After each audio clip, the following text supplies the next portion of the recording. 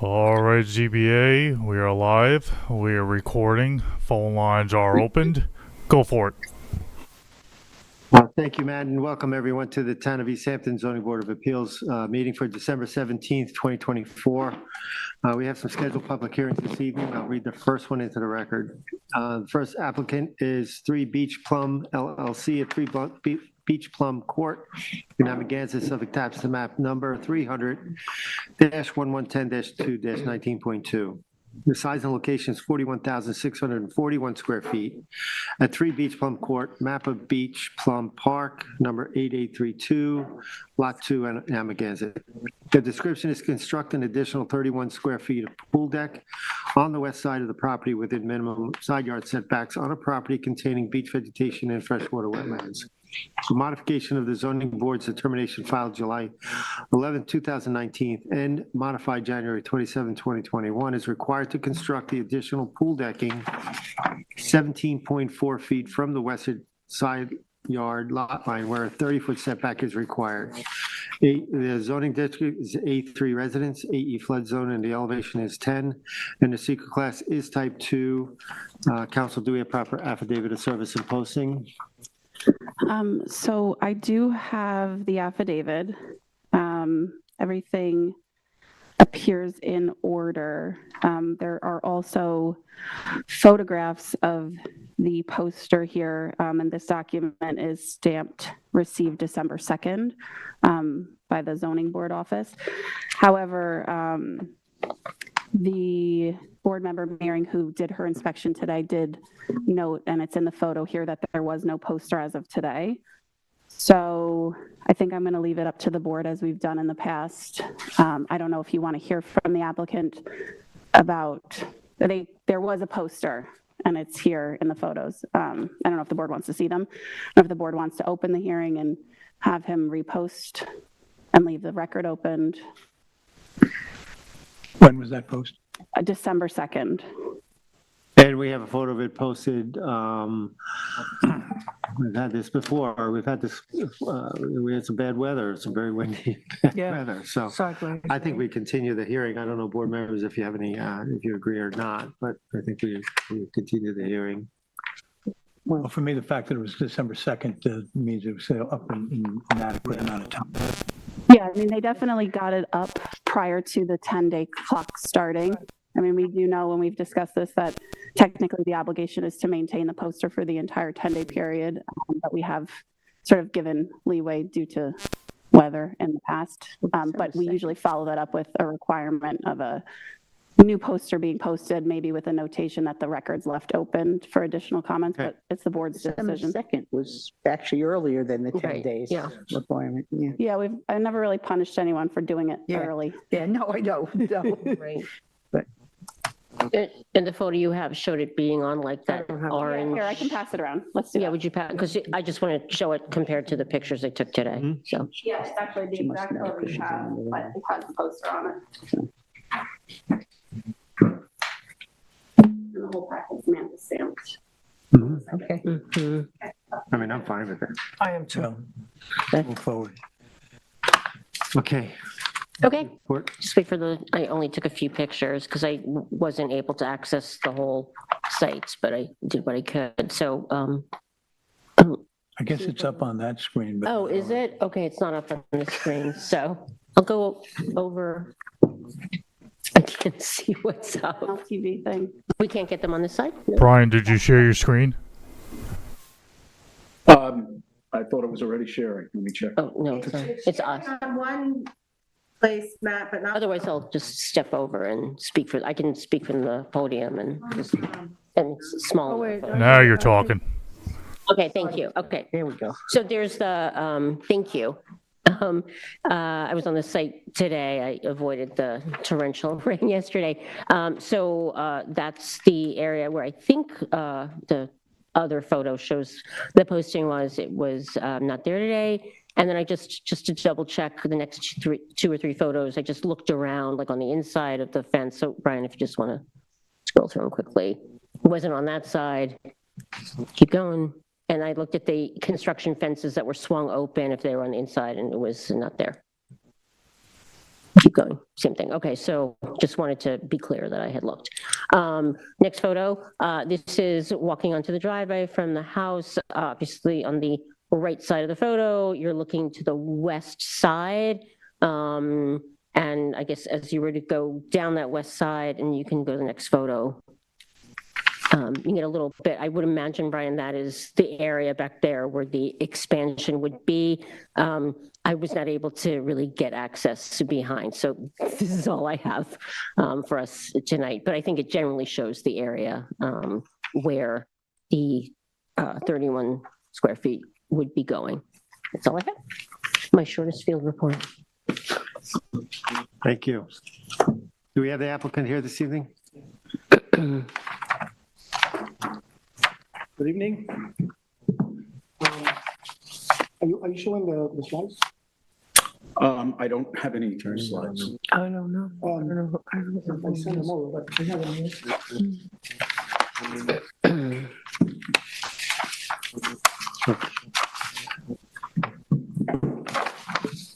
Do you have a thing to stand, or I guess we can show them here? My name is Pablo Jendretsky. I'm the architect, design architect. Okay, of the project. thank you. Can you raise your right hand? Do you first swear affirm to tell the truth, the whole truth, and nothing but the truth? Yes. Thank you. Excuse me 1 second, zoning board. Can the gentleman at the podium please adjust the microphone to his height? There you go. Now we're talking. Thank you. Hello? Hello? Can you hear me now? Yeah. All right. Where do I start?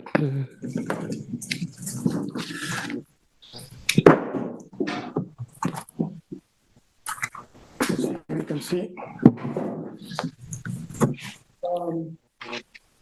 So the first photograph that we were just shown were entering the property, pointing towards the west side of the property, or the west side of the house. This arrow is pointing to the west end of the pool deck. That's the pool, and that's the end. So that little square there is zooming in would be, if I show it in the same way I was showing it, that corner of the deck. This is the current condition that was approved, where the deck ends in a stair going down. So the intent would be to close off that little square of deck and move the stair against the house. So you can see here, we basically square off the deck and move the stair farther away from the setback, basically. And we're staying within the setback. I mean, we're staying within the 17.4 feet that the deck was already at. So I'm showing that here. This is a rendering where you see the indentation in the deck where the stair is. So the idea is just to close that, to gain a few more inches, a few more feet to make the deck work better. And the stair basically goes farther away against the house. And you can see here the actual photographs. This is a zoom in situation. You see the square that we want to fill in. And here, I mean, this is that little square at the end of the deck. Here you can see it from below. And that's done. Okay. So the rectangle that you're going to close in would have been previously occupied by the set of stairs. Correct. That's what it was. We're moving the stairs, therefore you're asking to fill in the spot that the stairs would have taken. Exactly. It's a little less than the extension of the stair. Any other questions? No, I have no questions. No? No. Okay. Thank you. Thank you. Brian? Good evening, Mr. Chairman, board members. Brian Frank from the Planning Department. Brian, do you swear affirm to tell the truth, the whole truth, and nothing but the truth? I do. Thank you. I think a lot of board members may remember this property. This was initially approved in 2019. The lot was vacant at the time. And like all of the lots in the Beach Plum Park subdivision, characterized by large areas of pristine secondary dune land, there are some areas where as Japanese black pine has grown over time, it's nominally degraded some of that pristine dune land, but there are still large areas that are carpeted with indicative dune heath species like bearberry, beach heather, a little bit of pine barren sandwort, which is a protected species. And when this lot came in for development, the improvements were concentrated in the western half of the property to allow for two things. One, maximizing the setbacks from two interdunal swale wetlands that are located either just east or along the eastern property boundary, and also to minimize the fragmentation of this dune land habitat. And that approval required the establishment of about a 26,000 square foot conservation easement over the eastern and southern portion of the property. And you can see that is what's hatched on the survey. In 2021, the property came back for a new determination or a modification that required, in association with shifting the house 2 feet farther to the east, basically issued the same wetland setback variances for the improvements minus a couple of feet, included about a 4-foot maximum height variance, and the side and rear yard setbacks for the swimming pool patio that you can see on the survey, adjacent to the area shown where the extension is proposed. There's a 30-foot double accessory structure setback in that area. Those setbacks were reduced to about 17.5 from the eastern property boundary and 20 from the southern property boundary. So essentially, the zoning board needs to evaluate the relatively small size of this deck with the relief that the property has already been granted, and take into consideration any concerns from the neighboring property owners. Those accessory structure setbacks are doubled as a protection to the adjacent property owners, and the board should be mindful of that as they consider this request. That's about it in a nutshell. If there are any questions that I can answer, either about the application or its history, I'll do my best. One of your comments in the TAM that we received at the end was we should be aware whether or not the stipulation has been followed in terms of respecting the environment and any of the conditions that were laid out to this point. There's no reason to believe that I have an aerial that I could show you. I'll switch over to it now if you don't mind. I mean, your exact terminology is that the previous mitigation has been respected from the prior determination. Well, yeah, if you do, either way, you've got the mitigation required, the project limiting fence to be staked in the field. There was very restrictive clearing to protect the balance of the property. It appears that those limits have been adhered to. The scenic and conservation easement have been already documented in an acceptable form. So those conditions should be affirmed, and obviously they would remain in place if additional relief is not granted. Okay. It is a good photo because, like you said, to the west of here, the dune landscape is just pristine in there, to the west, to the east. Correct. And that's why the house was pulled more to the west at that point. Many of the subdivision, a few of the lots in this subdivision had building envelopes established. I don't recall that this one did. Okay, any other questions? No, member Johan's question was fine. Yeah, just to repeat what the architect had said, it would have been stairs coming up this 31 square feet, and now it's just going to be that piece of deck. Nothing's really closer to the The deck does appear to be in the footprint of the stairs. Okay, thank you. Is there anybody in the public that would like to address this application? Come on up. Yeah, come on up.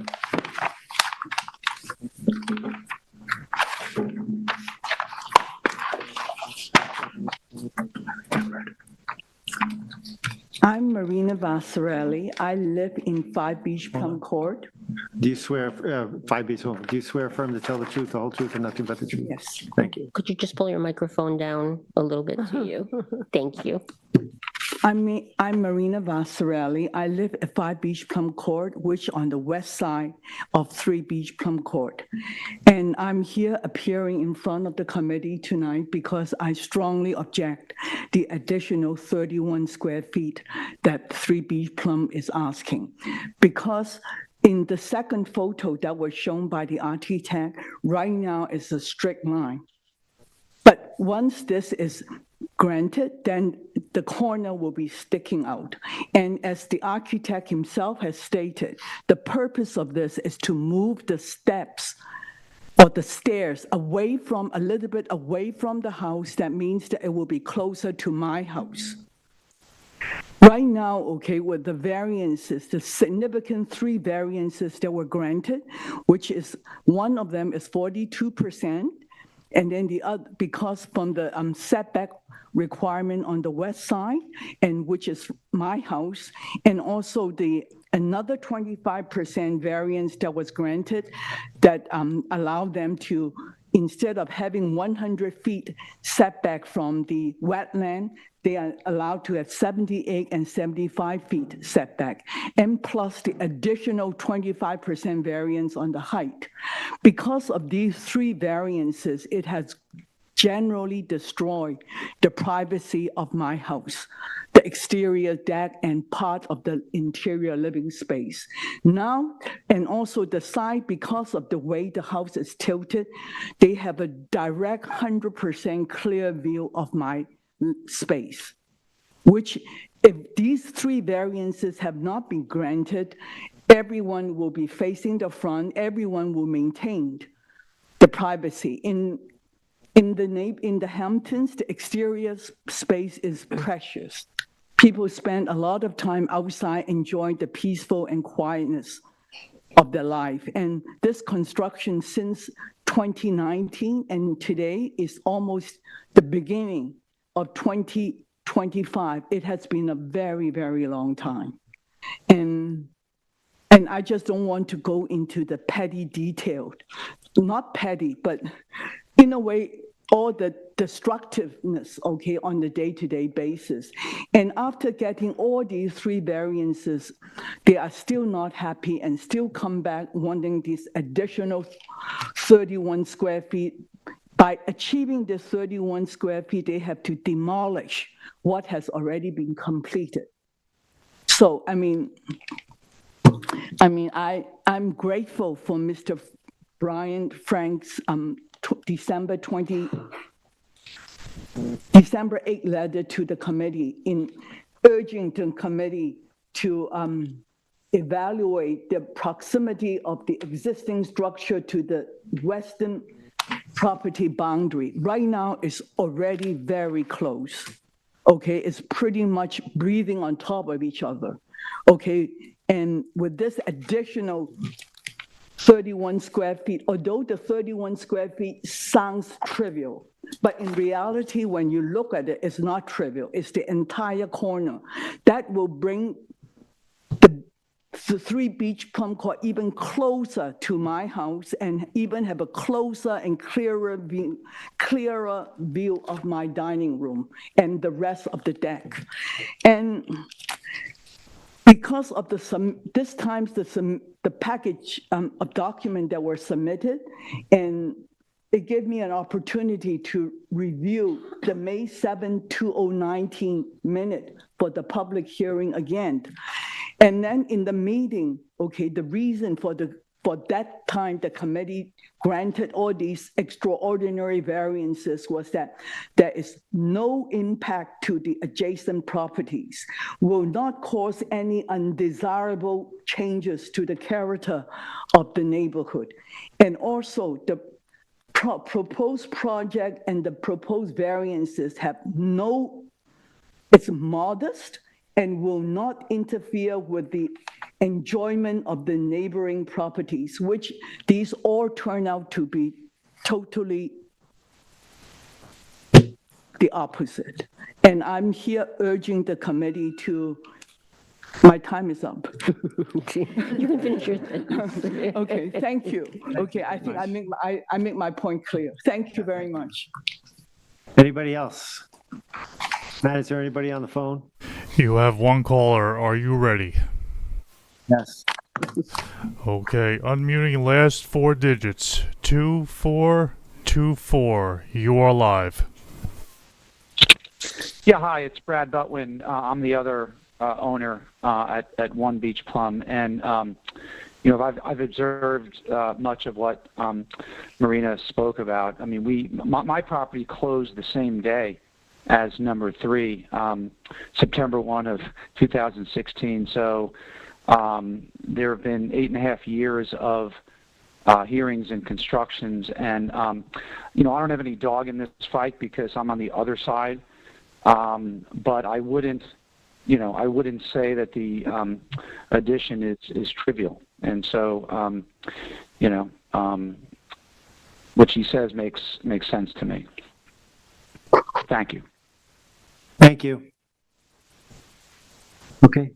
Thank you. May I ask What's that? may I ask the agent one more question? Sure. Is that okay? Come on up. Thank you. I just want to clarify because I thought neighbor said the stairs were moving closer. I couldn't tell which house. You said that the stairs are moving closer to the owner's house, not The the, stairs are moving farther away from 5 Beach Plum Court. oh, moving Farther away. further. Okay, that's number one. And since, just may I ask, That corner, yeah. and I'm sorry, may I ask, because one of the standards for variances is looking at benefit to the applicant versus, so can you just tell us the narrative of why what is the benefit that can't be achieved some other way? I mean, it really basically is because of better use of the deck that happens to be unfinished with that little corner that is just used by a stair. So the theory is if we can use that same square footage that is now being occupied by a stair, but by a place where one can stand and look at the sunset, it just works better for the house. That's basically the simple explanation. Thank you. Thank you. That's it, Mr. Chair. Are we ready to close it out? Okay. In the matter of 3 Beach Plum LLC, 3 Beach Plum Court, Amagansett, Suffolk County Tax Map 300-110-02-19-.2, I make a motion to close the hearing and close the record. Second. I concur. I concur. Thank you. Thank you. Thank you. All right. Next on the agenda is 117 BVA LLC. I'm going to ask council to address this. I think we're not hearing this this evening. So council, you want to? Yes, unless anybody is here for this application.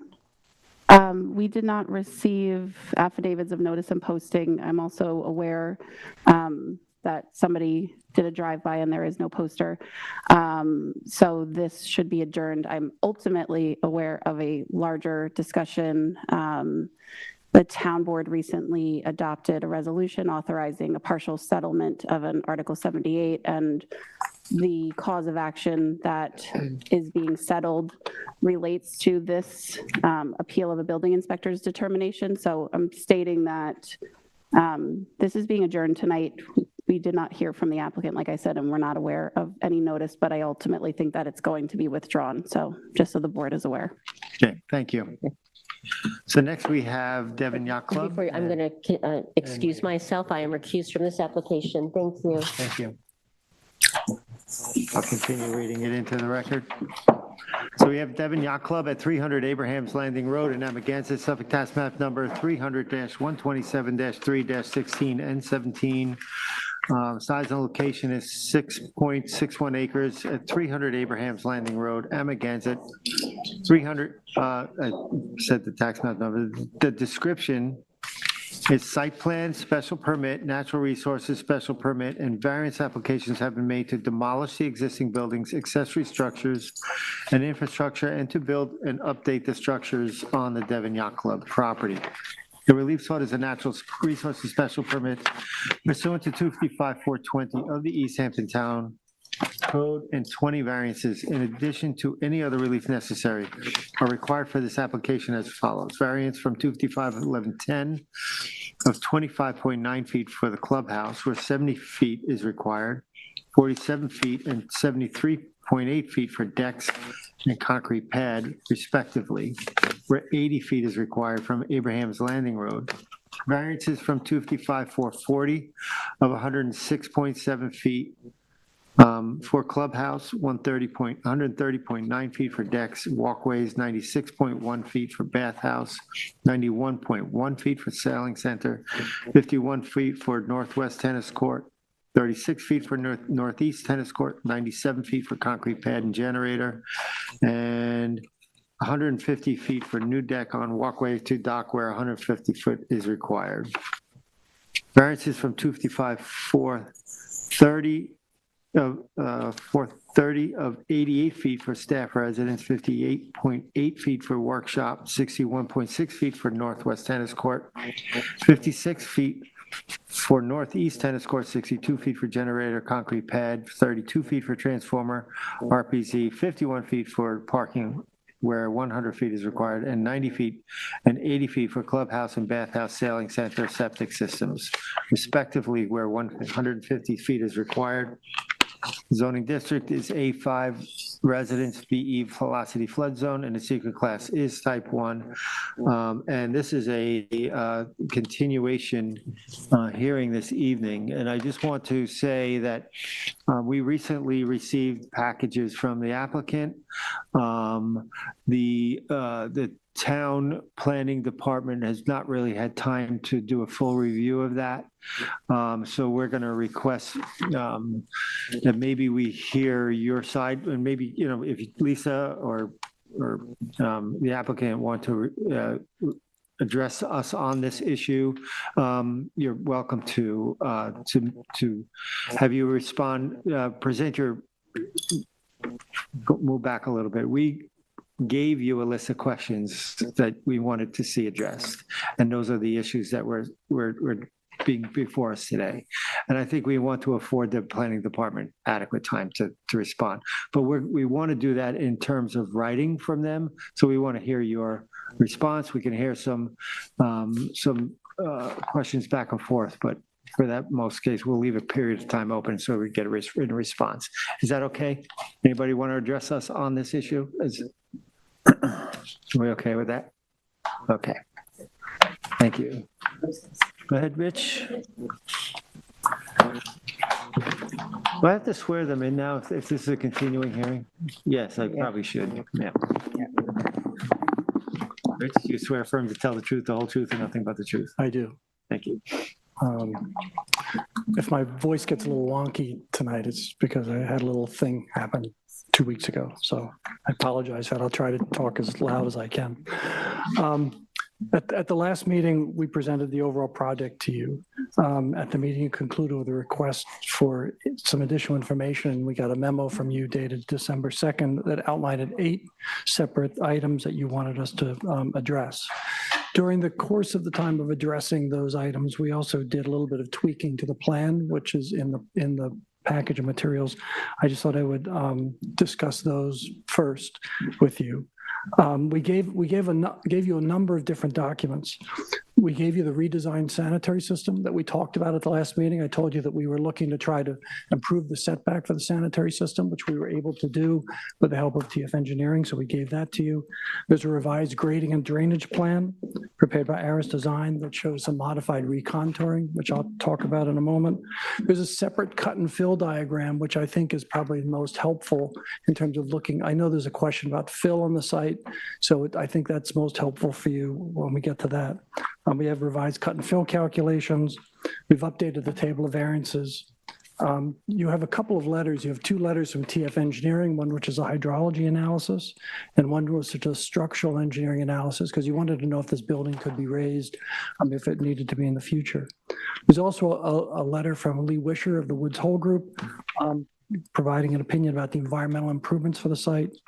We provided some detailed colored renderings of this because you wanted to see what the buildings would look like from the neighborhood. And then we provided you an updated summary of the environmental benefits. So first, the documents that we submitted. The TF engineering plan, which is now up on the screen, you'll see that what we were able to do is that we're able to move the sanitary system closer to the building right in this area. So we were able to slide, they reconfigured the leaching galleys. As you know, we just have a number of cesspools here. Right now we have leaching galleys in the proposal, and we're able to move them from this location here. You can just barely see them underlying there and move them back to this location. So we're able to increase the setback. So now the setback of the sanitary system, which originally was getting closer to the wetlands than the existing cesspools, is now slightly further away.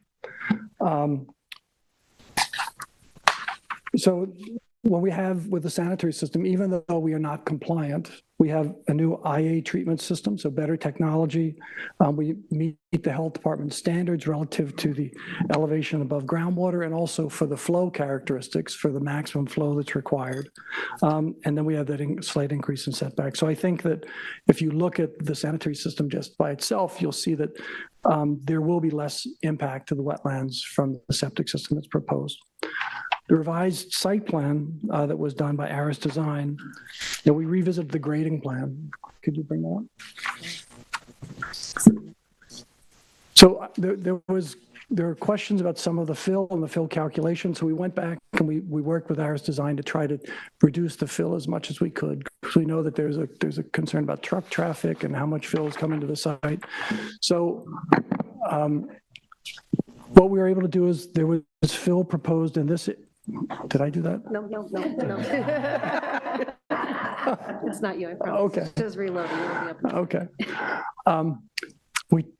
There was some fill in this corner that was proposed for the handicap accessibility into the staff housing. We took that fill away, and now this is going to be a boardwalk. So we don't have the fill in that corner. We lowered these two tennis courts by 6 inches. They were at elevation 8.5. We dropped them down to 8. We were still able to meet the separation distances for the drainage for groundwater in there. So we're able to get some fill out of there. When these dropped down, we're able to get rid of some fill that was actually proposed here. And these buildings are up on pilings anyway, so we actually didn't need the fill in this area. So we're able to remove the contours that were proposed in this area. There was some slight regrading in this area between the tennis court and the boat basin, so that has been eliminated. And then we've tightened up the dune restoration so that now it's only being done in front of the clubhouse out to the area where we're proposing the flagpole on a smaller area. So the total regrading plan that we've provided reduces the total volume of fill by 674 cubic yards. So we're able to reduce it pretty dramatically with that. In the two phases of this project, phase one, the fill that's necessary doesn't really change that much because it's really all related to the sanitary system. But phase two is actually where the fill reduction happens. And also we're now showing on the cut and fill analysis, which we'll bring up in a moment, the change in the fill, because we're actually showing the fill now being removed from that land bridge where the staff housing is. That wasn't ever shown before. It was intended, but was never shown. So another 5 points, and I'll try to do this quick because I know I usually get a little bit of time. You asked for an explanation of the existing and proposed drainage systems on site, including recharge of groundwater, wetlands, direction of flow. David Rhodes of TF Engineering provided a letter report to you. In brief, as summary say, there's no stormwater management on the property as it exists today. Stormwater flows across the site towards and into the wetlands unimpeded. Any trash, particulates, chemicals that find their way onto the site can be transported to the wetlands. Two main sources of runoff to the wetlands come from the structures, as well as from the asphalted surfaces on the adjacent roadways. He identifies that the groundwater underneath the site is relatively static, and that it's moving either towards the wetlands or toward Gardner's Bay, depending upon the tide levels. When groundwater levels are high, the freshwater wetlands are saturated, and surface water travels to the east through the wetlands towards the drainage pipe that extends into the bulkhead. The removal of the land bridge that separates the two wetlands pockets will restore the natural flow between the wetlands. You asked about the old non-functional pipe that's underneath the tennis court. That will remain. It doesn't work, and in order to take that pipe out, we'd have to disturb the tennis court, the fencing, the curbs around the court, but it's not functioning at the present time.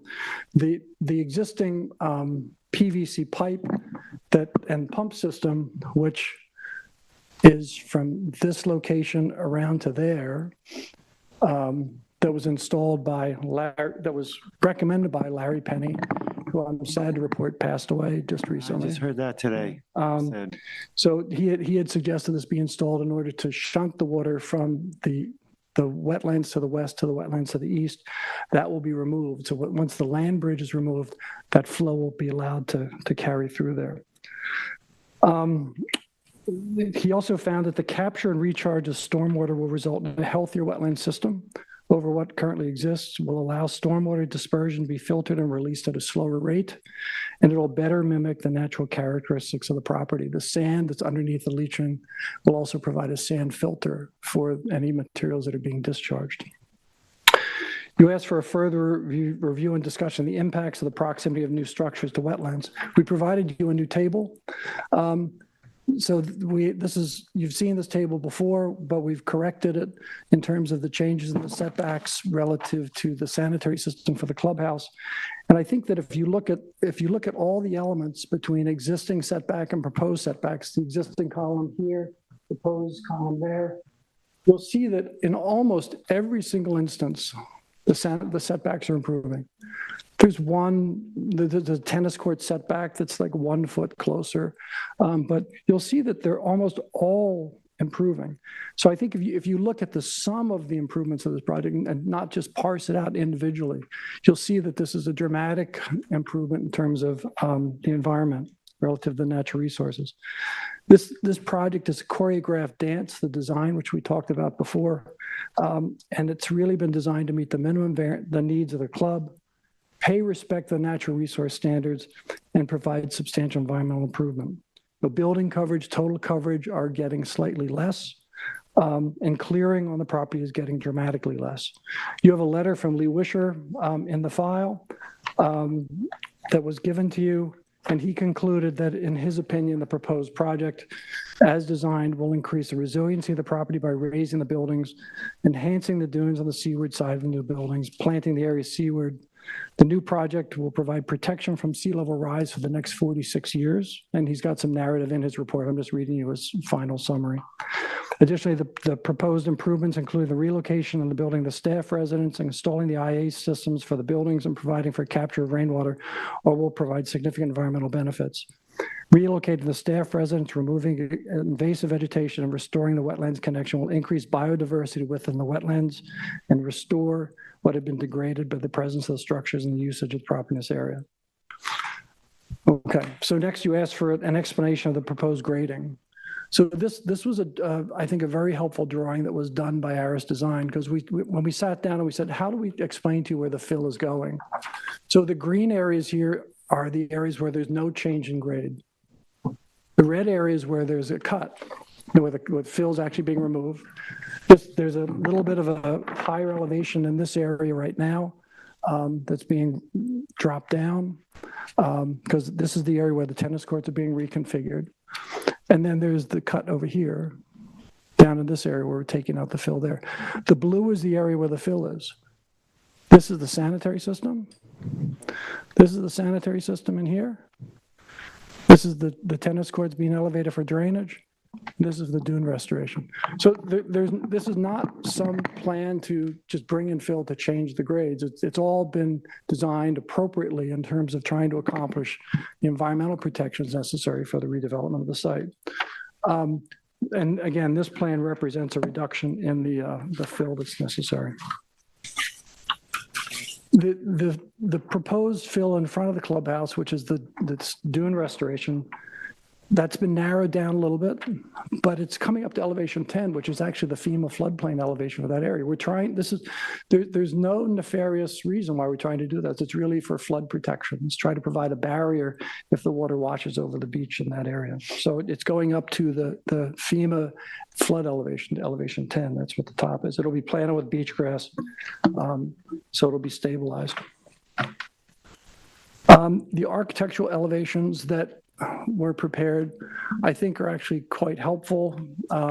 We provided 7 different rendered drawings of the buildings.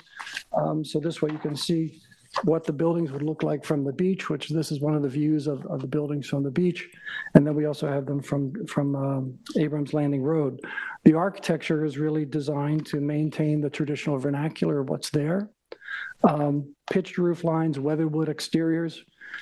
And one of the charges that the architects had was to try to make sure that they maintained the soul of this club. I mean, they didn't create a flying wing. You know, they didn't do some white glass box building here. I mean, they really tried to keep it within the character and vernacular of what is there now.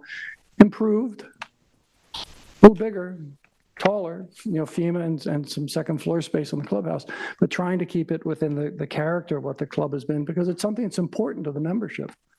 And we believe that they've accomplished that with the plans.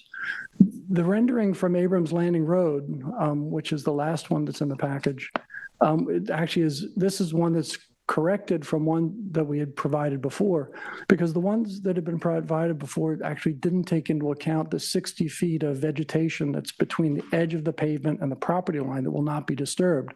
So here, this is a view standing in the middle of the parking lot. And we went back there to actually take other photographs to be sure. Here's the flagpole in the proposed location, and here's the clubhouse right there. This vegetation through here all exists, at least during the summertime. That's what it will look like when it's leafed out. So the clubhouse actually doesn't extend up above there. So I think the view from the street is not actually going to change that much. There's a request of clarification about whether construction piles facilitates future increase of structures should be necessary for sea level rise. David Rhodes provided a letter to you. He looked at the structural plans. And the building can be disconnected. The foundation of the building is going to be designed so it can be disconnected from the piling foundation. And then those pilings would be extended. That's a process that can be done. They extend the pilings, they cut them, they assist the two together, they wrap a steel column around it, and then they lower the building back down. There are a number of house movers in this area, building movers. You know, we've moved, my office has moved we haven't personally done it, but we've been involved in projects moving lots of homes in this area. Right now, if you want to see something like this happening, if you went down to Post Crossing in Southampton Village, there's a house sitting up on cribbing right now where they're redoing the foundation, a fairly large house. So they found that it is possible to lift these structures. And again, Lee Wisher's report found that, at least under the current analysis from New York State DEC, the design of these buildings will be sufficient for another 46 years. And then if we need to lift them up because of circumstances rise, this could be lifted up, piling sistered, and then it would be made compliant to whatever the new FEMA limitations were at that point. I probably won't be standing here arguing that application at that point. So we're coming to the end. I recognize this is only your second discussion of this application. This application's in February of this year. This application will have been submitted to the Zoning Board of Appeals for 3 years. But it's been around for a while. We've had a road trip with the planning board. We've been to a bunch of agencies. We've provided modifications of this plan along the way, you know, trying to address the concerns that have been given to us. But we've actually been working as best we can to try to deal with the things that have been given to us along the way. It's time consuming and it's expensive for this applicant. So we worked hard to try to develop a sensitive plan that respects Devon's 108-year legacy here in this town. And we hope that we can try to get through the approval process. What's important for Devon is to try to get through this process by September of 2025, the approval process as a whole. because it's going to take them a year to build, to get ready to build. They won't build in September of 25. They're hoping to build in September of 26. And it's going to take them a year to coordinate in order to manage this, where they're going to close in September, open up in May. In phase one, and then do the same thing in phase two. They need that year in order to coordinate it. So for them, it's important to try to get through this process. So we would just ask that the town be sensitive to that need and try to keep this application moving along. I know the planning department has asked this board to try to give some comment and express some opinion about whether or not you think this project is approvable. I'll leave that between you and the planning department, because the next step for this process is for the secret to take place. So, we have to actually get I'm assuming the planning board would become the lead agency and then go through the secret process. It'll be coordinated with Lisa and the planning board, and we'll be there to help. But those are the 5 issues that you asked that I've addressed. And now Tony Pasca, one of the attorneys for the project, is going to speak to the other 3. So. And I want to reiterate too that this is a special process for the zoning board, because it's the planning board that came to us to seek our comments. So we want to establish that uniqueness on what's going on here. So we're not going to sit on our laurels on this. No. So we're gonna make a decision, make our recommendations to the planning board. Yes. In a timely manner. So. Okay. Thank you. Rich, before you go, can I just ask you the renderings you showed us? Yes. All the renderings proposed? They are all proposed. All of those are proposed. Yes. So there are none of those that are meant to be? Those are all the proposed. That's what we're asked to provide you. Okay, thanks.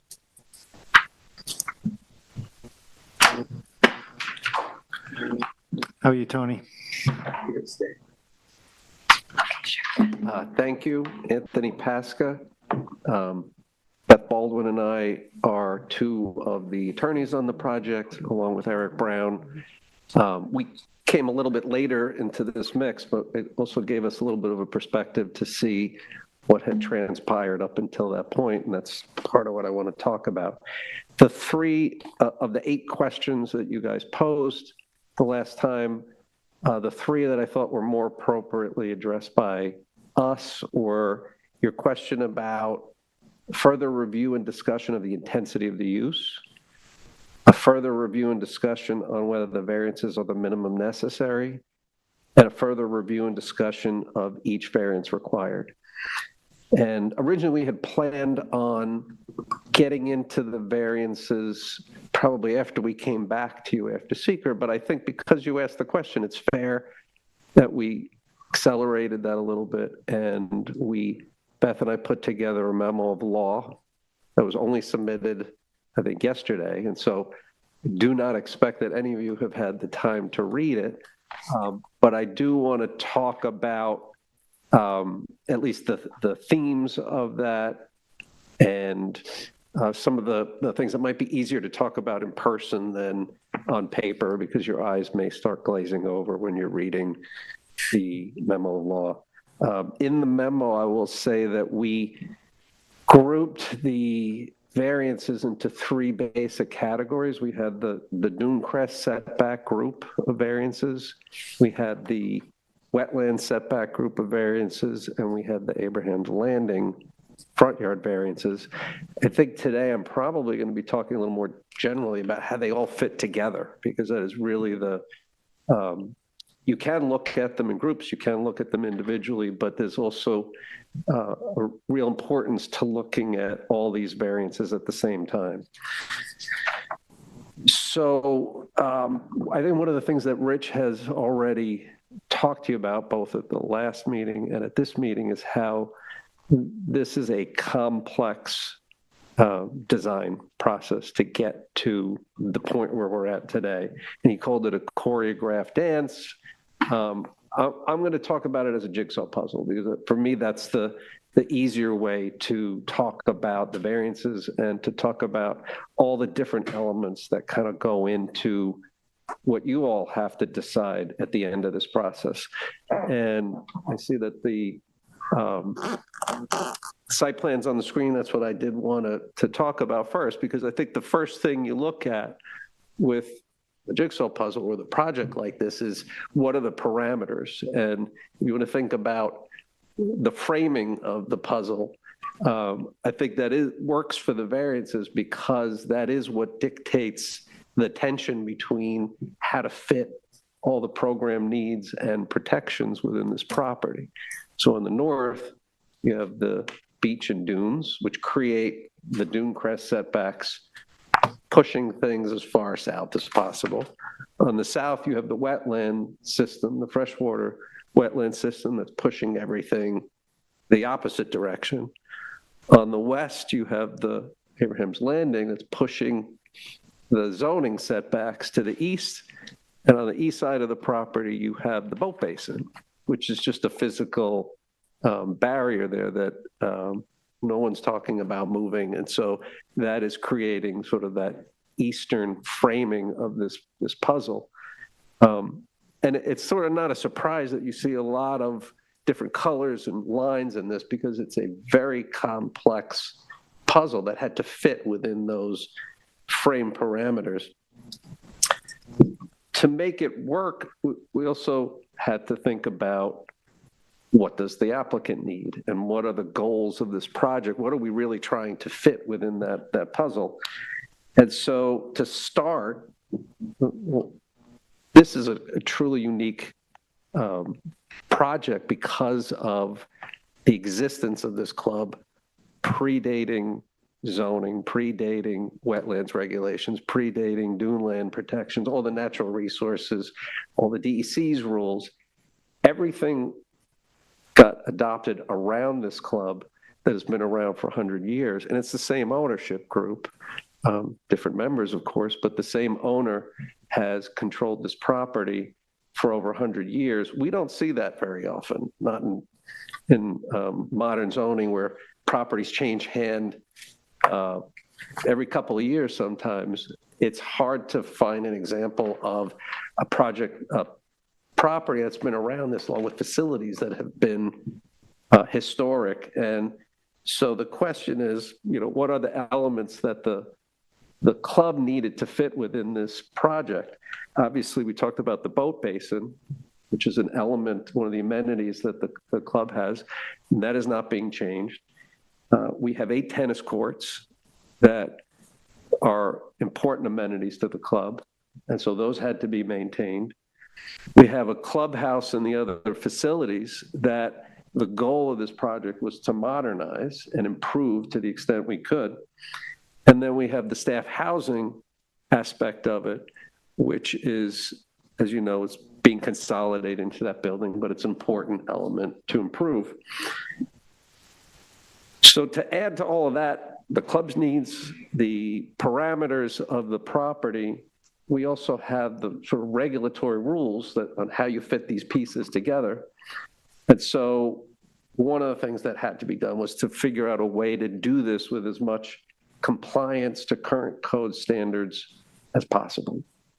And so we had to figure out the way to get the new code compliant sanitary system fit within this project. We had to figure out the way to get FEMA compliance, which is essentially mandatory at this point. And we had to figure out a way to get a full drainage system to fit within this property, and also to address parking, which is, as you know, substandard on the site. And so it was a goal that was urged by planning, was to get as much parking on the site as possible. So that was really the puzzle. Got to figure out the facilities, figure out the housing, figure out the parking, figure out the sanitary system, and figure out the drainage system, and make it all work to the best way we could do it.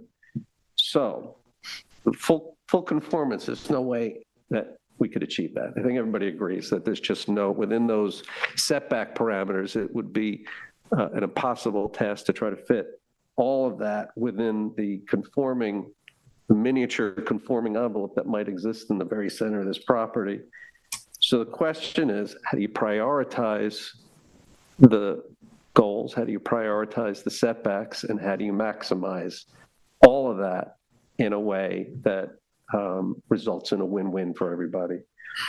And so what we observed when we joined this team was that Rich and Array's Design and the engineers and all the architects and the design team had really put in a lot of work to figure out how to make this puzzle fit on this property. A tremendous amount of work. And I think they came up with a really elegant way to approach it. And I viewed it in terms of about three important guiding principles that seem to have dictated the decisions that were made by them. One of them was to achieve either full compliance with code requirements or make them better. Right? That's a pretty good goal to start with. And so FEMA, able to comply with. Drainage requirements, able to comply with. Building codes, ADA compliance, those are things that we're able to comply. But for everything else, the question was how to make them better. And you could pull up the table again. The newest table that was submitted with the package, this shows the variances that are being requested. And while it may seem like a lot, because numerically there's a lot of variances here, the key to this, I think, is that everything, as Rich said, is getting better across the board. And sometimes it's just a little bit better, and sometimes it's a lot better. But they were able to address the setbacks from Abraham's Landing. They're better now. They were able to address the dune setbacks. They're better now. The wetland setbacks, better now. And the sanitary system setbacks, that was one of those things that had sort of troubled Rich for a while, because even though the system was getting better, the number, the setback itself seemed like it was getting closer. So that's where they really focused on sharpening the pencil and getting to the point now where even that is better in terms of both setback and design. So this is the variance table, but there were also other metrics that are getting better too, that they might not be on this table, but they're important to your variance analysis and they're important to your NRSP equation because they also contribute to a betterment of the site. Clearing is a tremendous improvement that they've been able to work out, even with the constraints of this property. The redesign of where everything's fitting, can you put the site plan back up? The redesign of how everything is now fitting together on this has resulted in about 1.4 acres of additional revegetation that's going from cleared areas down to permanent vegetation. They've also been able to make some slight improvements to coverage, which may not sound like a lot, except that when we're adding a little bit of floor area to buildings, to be able to do it in a way where the coverage numbers are actually going down a bit was an accomplishment. And also being improved, as I mentioned before, is the parking, which is basically being doubled on site. So even though those metrics don't require variance relief from this board, they are going to be relevant to the special permit that the planning board has to look at, but also to your natural resource special permit because they factor in all the benefits of this project have to be taken into account. So that was that first guiding principle of either making compliance or making everything better. The second, I think, major guiding principle of this was dealing with that freshwater wetland and restoring it. And it's, you know, all the aspects of this project that were kind of striking to us when we joined the team, that seemed to be the most important element from a natural resource standpoint was getting that staff housing out of that southern area, eliminating that bridge, and allowing that entire freshwater wetland system to just open up again. And it did create challenges in terms of this jigsaw puzzle, but it was an important enough thing to make sure, I assume you've all been to the property now, when you walk across that little land bridge and you see the septic system just a couple of feet from the wetlands and probably floating in the system, and you see the staff housing there, it's hard not to see that as a tremendous benefit that's being generated by this project. The sort of third guiding principle of this project for the team was also to take into account the club's needs. What's driving this application and what are we trying to accomplish for the club? When you guys have to do your variance analysis at the end of this process, there's always that big important piece of the balancing act, which is what is the benefit to the applicant, right? And it not only goes into that overall weighing of things, what is the applicant getting out of this, but it also goes into some of the specific things like, can you achieve the benefits sought through some other feasible alternative? So the benefits to the applicant, if you want to think about that as sort of what's weighing on the entire project, and Rich has talked about it, but I'm going to just identify what I think are the things that weigh into the variance test. One benefit is getting the additional floor area for the clubhouse, for the kitchen. I assume you all walked through the kitchen and saw how cramped it was. I know Rich, at the last meeting, took you through the floor area to show how the kitchen is being made a lot more functional by giving them some additional floor area. Two is getting some additional floor area for the office and staff. You saw the office space. They're stepping over boxes. There's no place to store things.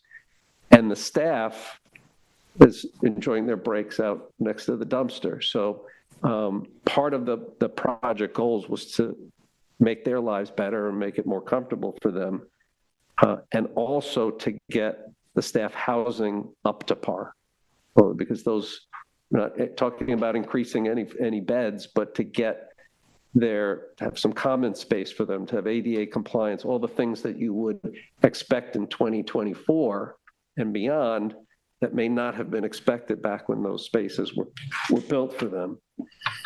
And then the last thing that Rich had talked about was getting in terms of additional program space, getting the boardroom / bridge room, card room, whatever you want to call it, so that the people who are playing cards can have a space on their own and not have to do that in the dining room itself, and to have the boardroom for the board meetings. Now, that gets to one of the questions that you guys asked about, which was intensification of use. Is this, and we're acknowledging, obviously, that we're asking for additional floor area, but the ask for the additional floor area does not accompany any ask for intensification of use. And we talk about that a little bit in the memo, but I think what we tried to do to answer your question was think about the different kind of metrics that we might look at in terms of determining, are you or aren't you intensifying the use? One of the metrics is membership, right? We talked about how the membership is not going up as a result of this, and the applicant has offered to covenant to that permanently to keep the numbers at this 400 cap that their current bylaws have. Number two is, are we proposing to provide any new recreational uses that don't exist today? I mean, in theory, if we were saying we want to go from 8 tennis courts to 10, that would be an intensification of use. But every part of this project from a recreational standpoint is holding firm at the current design. So the boat basin, there's no new slips, there's no new tennis courts, no additional beaches. And so the recreational facilities are not increasing as a result of this. Staff housing would be another easy metric. The number of beds. We have 26 beds. We're only proposing 26 beds. We are proposing additional space for those occupants of the facility, but we're not proposing an intensification of that use because we're not actually proposing any additional occupants for it. And just on that score, just keep in mind too that we are, in order to do this right, some of that additional space consists of sort of code compliance, like ADA, providing ADA compliant bathrooms and such. So this idea that GFA increase is something to be concerned about, in some cases it might. You know, if we were proposing a GFA increase in order to create the ability to have more dining, more membership, more staff housing, then in theory that would be an intensification of the use that could have an impact on the environmental resources of the property. But by capping everything and by not increasing those key metrics, the GFA increase alone has no impact. It's a net neutral on the actual environmental resources. Then I'm going to put it in a sort of simple math terms. If 10 people are sharing a one-story space that's 1,000 feet, if you add a second story to that, and they're now sharing a 1,500 square foot space, but it's still only 10 people, the natural resources, there's no impact on them. If you were expanding laterally, there could be. If you were increasing coverage, there could be some impact on natural resources. Or if you were doubling the amount of people in that space, there could be an impact. But by just going to a second floor and giving people more room, or giving the kitchen workers a little bit more room within which to work, it's a net zero impact on the natural resources. So yes, there's additional floor area, but no, it's not accompanied by an additional impact on the natural resources. And so this sort of project that they undertook was this hyper-precise jigsaw puzzle that I've been talking about. Why is it relevant to the variances?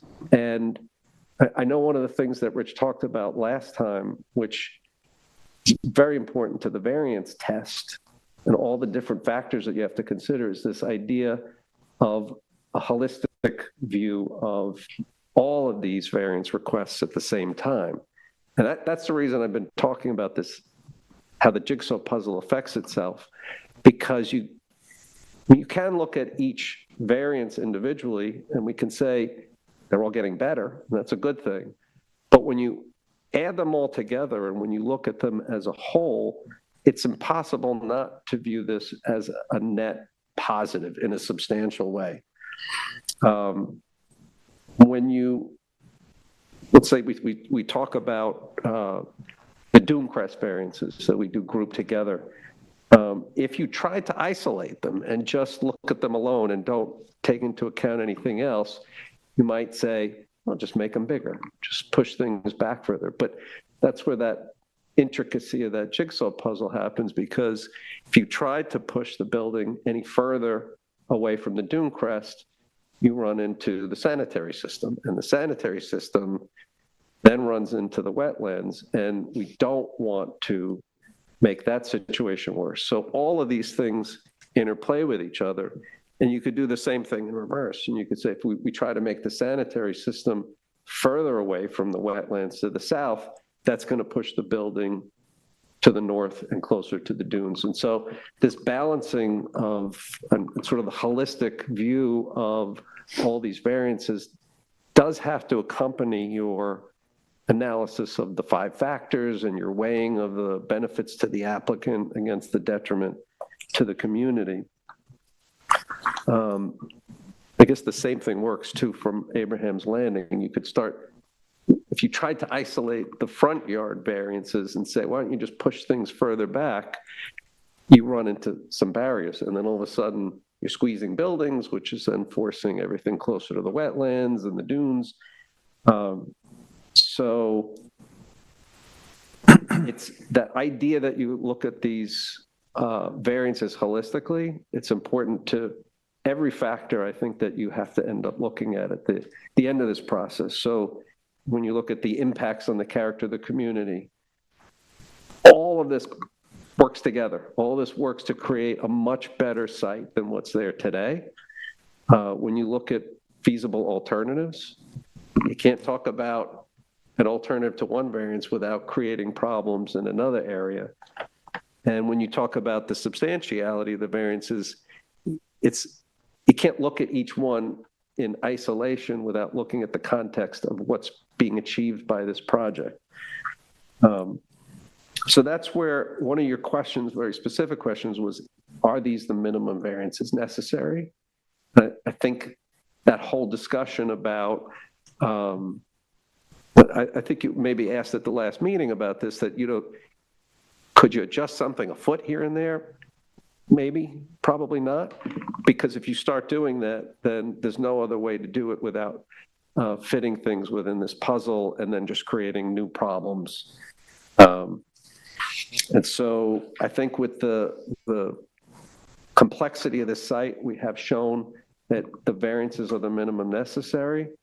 I haven't heard any suggestions yet about something that may not be the minimum necessary, at least not without creating some other problem somewhere else.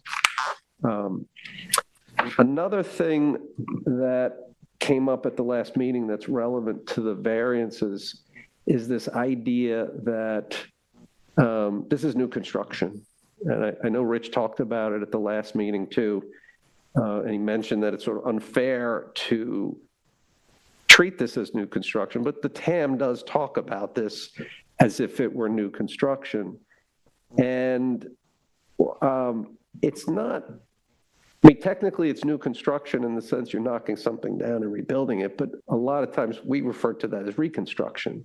There's a big difference between the two because new construction on a vacant lot creates one set of impacts. Reconstruction on a pre-existing lot that has nonconformities, dimensional nonconformities, has to be looked at differently because of the changes that are being made to the site. And so when you're looking at the balancing test, for example, for your variances, that balancing shakes out a lot differently if you were treating this as a vacant site where you're just introducing a new use for the first time versus you're starting with a site that already exists and will continue to exist if the variances aren't granted. That the site's not going away. The facilities aren't going away. So when you think about the impacts on the neighborhood, everything we're proposing about this project is a benefit to the neighborhood. Everything with reconstruction, because they made it these careful choices to make sure that metrics were being eliminated, nonconformities, or made better, it confirms that the net benefit to the community is going to be a positive one. And same thing with reviewing the alternatives to the site. If it was an empty property, you might say you have different alternatives. You don't have to propose one thing, but for a site that already exists, the alternative is there. It's do nothing. Let's just leave it the way it is. Maybe do a refresh instead. And that would be that would be a loss to everybody. It would be to just say, forget this project, just walk away from it and leave things the way they are and don't make all these improvements that are being proposed. And the last thing that it's relevant to, the fact that it's a pre-existing property, is the self-created hardship. I mean, I don't know, I've been doing this for 25 years. I've also been a zoning board attorney, and I've written hundreds of zoning board decisions. Very few of them, you can actually answer this question and say, we pre-existed zoning, period. There's very few people out there that can say that, very few owners. And in this case, this is one of those rare examples where the ownership and the use of this property predated the zoning scheme and the natural resource scheme that was sort of adopted around the use as opposed to the use coming to the zoning scheme.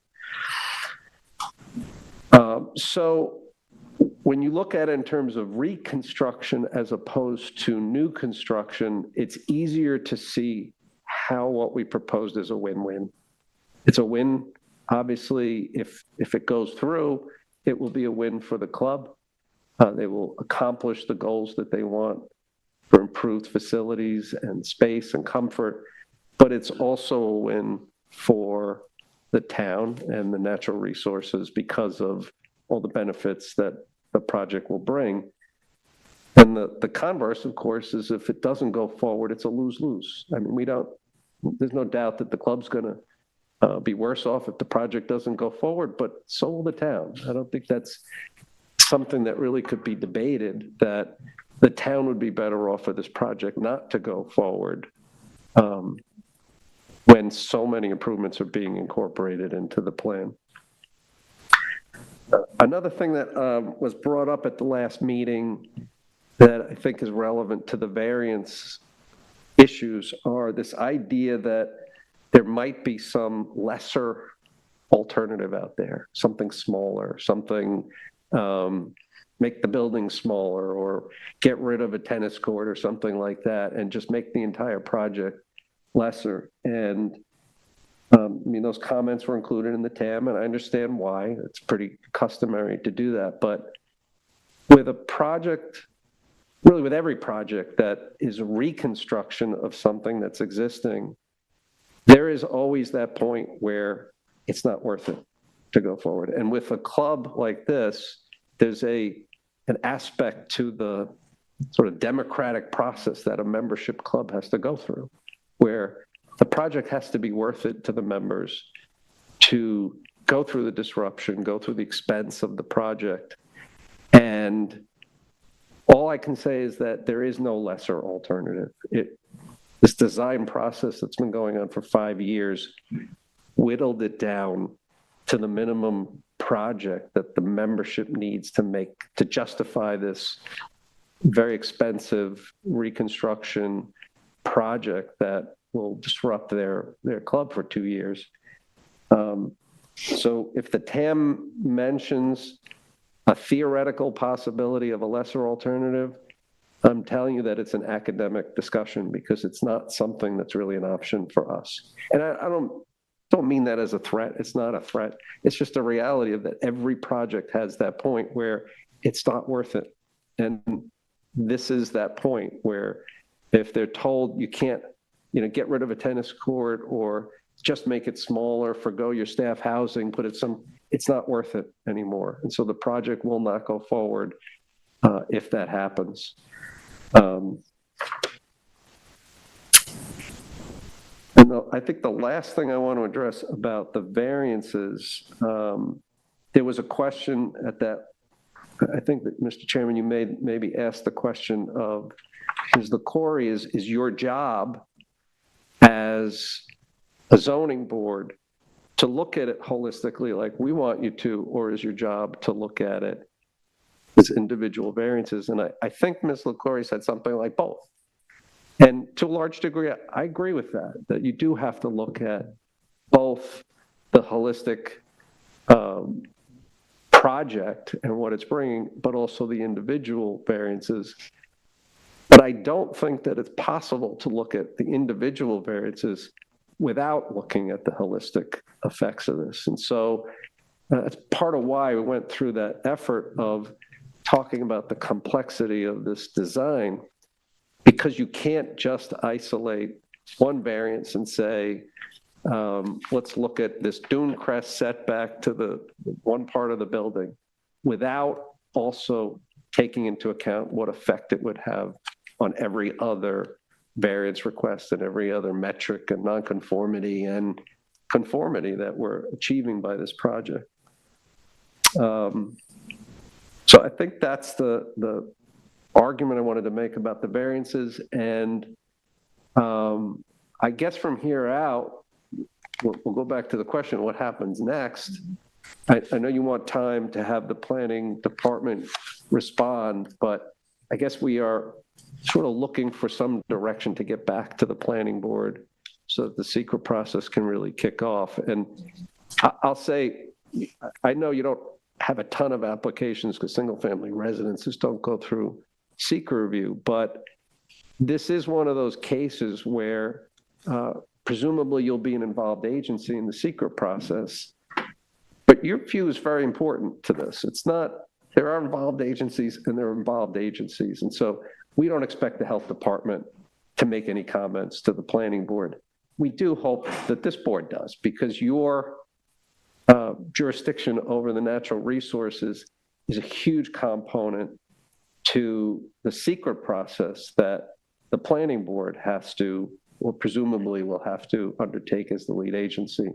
So we do, even though you can't decide the variances at this stage, we do hope that you will provide some input to the planning board when you do send it back to them regarding the natural resources, so that at least they can take that into account as the lead agency when they're making a decision on whether to do a POSDEC or a NAGDAC. So I'll leave that to you guys to figure out how to get it back to them, but I just did want to make one last effort to kind of make clear that that is what we're hoping to get out of this part of the process, is some feedback from you to the lead agency so that that process can go forward. I think we're going to have Lisa come up next, but she might have some comments, but I think we'll ask them for a time period for them to get back. We don't want to linger this. So once we get those decisions back, I think we'll be in the position to make our recommendations to the zoning board. Great. Thank you. Okay. Any questions for Tony? No. No? No? Thank you. Thanks. Lisa?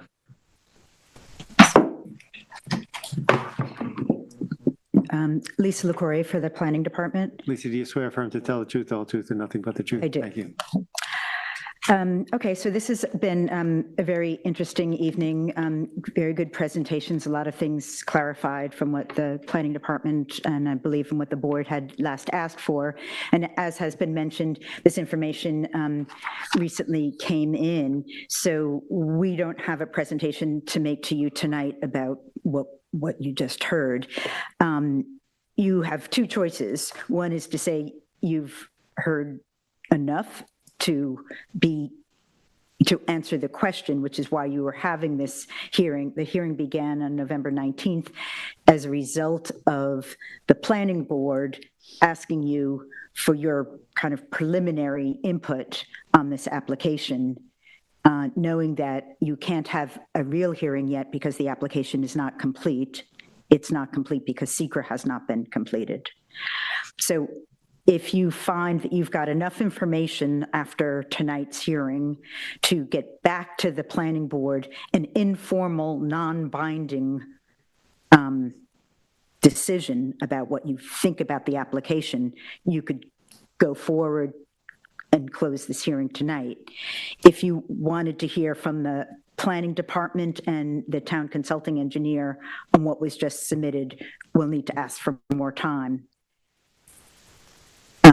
And I'll tell you what that would be, but if you don't want to hear that, then that's okay too. No, I think we're going to go with your option two. So, All right. but if you can tell us how much time you need and be respectful of, I guess, the process. Sure. We would normally say 2 weeks, but given the fact that the next 2 holiday. weeks are the holidays, we would ask until January 15th. Okay. And then if the applicant wanted time to respond after that, whether it's 1 week or 2 week, whatever you would want. I don't expect these to be lengthy reviews. It's not like the TAM again, but it, there's going to be people taking off for the holidays. So that's where that would be.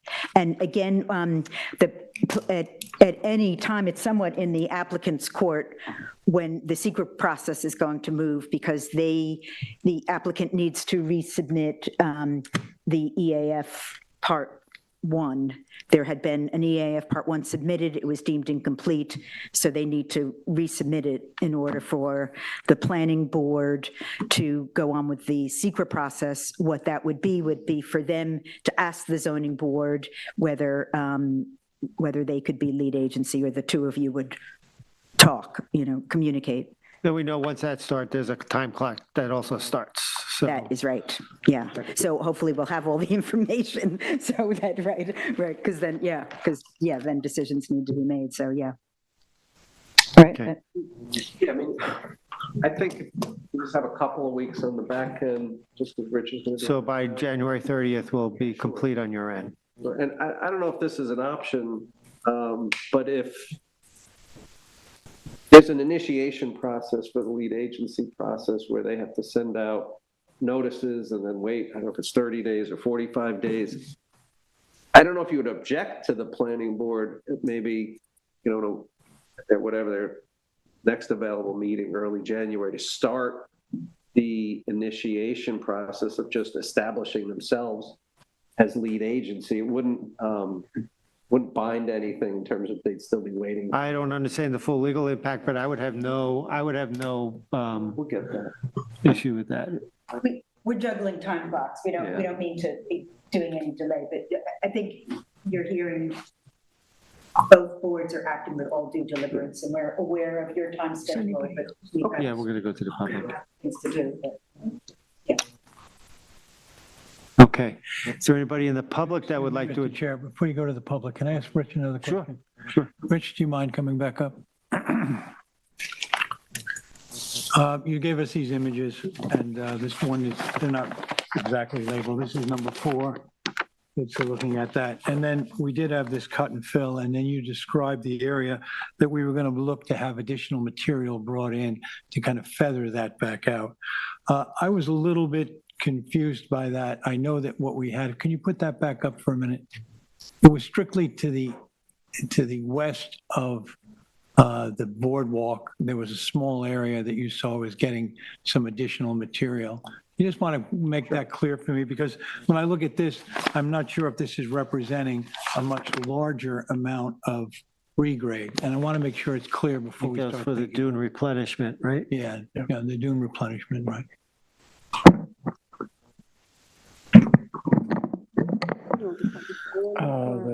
Probably you want to look at on the image? The south view, The views. right? The one with the boardwalk? Yeah, it's this one here, yeah. One look at it. So it's the fourth image? It's the 4th image, yeah.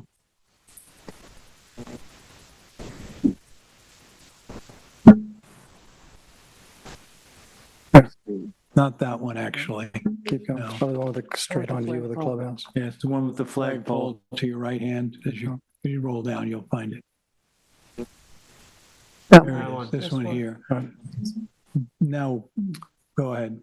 So this is the relocated flagpole on a much smaller platform. Actually, I didn't mention that in the discussion. We've reduced the platform for that to a much smaller size. It's now about, I think it's 4 by 5 in terms of the size, where it originally was larger, and it's tucked right up against the walkway. But this is, this is a rendering from the architect, but this is the area where the clubhouse sits, in this area right now, and this is the area that would be filled and be replanted. I'm not so sure this is showing the vegetation out as far as it should go, because it's coming out to the edge of the flagpole, so it's probably a little bit further out in the illustration. But that's the area where the dune is actually being raised up to elevation 10. Yeah, so it's coming clear across the clubhouse. Yeah, do you want to show the site plan?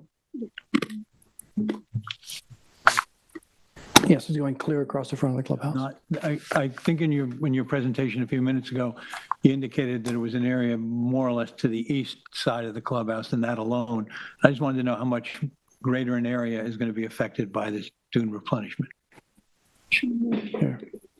Yeah, it's coming up. Okay. Yeah, The existing clubhouse comes out to here. right. The clubhouse is now being pulled back. So this, Trying to get rid of the sidebar. oh. Keep going, I'm doing that. No, it's not you. So this is now the small platform for the flagpole. Flagpole sits out here right now.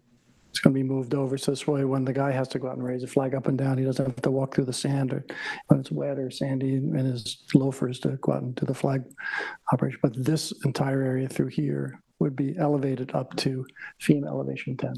Okay, and the other areas that are either side of the walkway that exists now as a dunescape are to stay the same and not to be altered? Yes. They'll stay in their native state? Yes, and this is, I'm falling apart. This is the area through here where the existing vegetation is between the asphalt and the existing clubhouse. That's right up in here. That will buffer that view. That's off of, it's off of the parcel. Yes. It's on public land. Yes, Yeah, so we won't be able to touch that.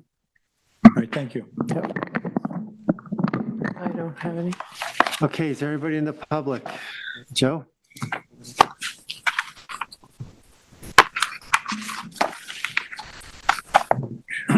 Good evening, Board. Joe Karpinski. You swear affirm to tell the truth, the whole truth, and nothing but the truth. I do. I only came tonight because I missed the last meeting here, but I did send you guys in a picture of a snapping turtle that is in the location of the area. It was in September that we had spotted. It's actually the second year that we've seen snapping turtles in the area.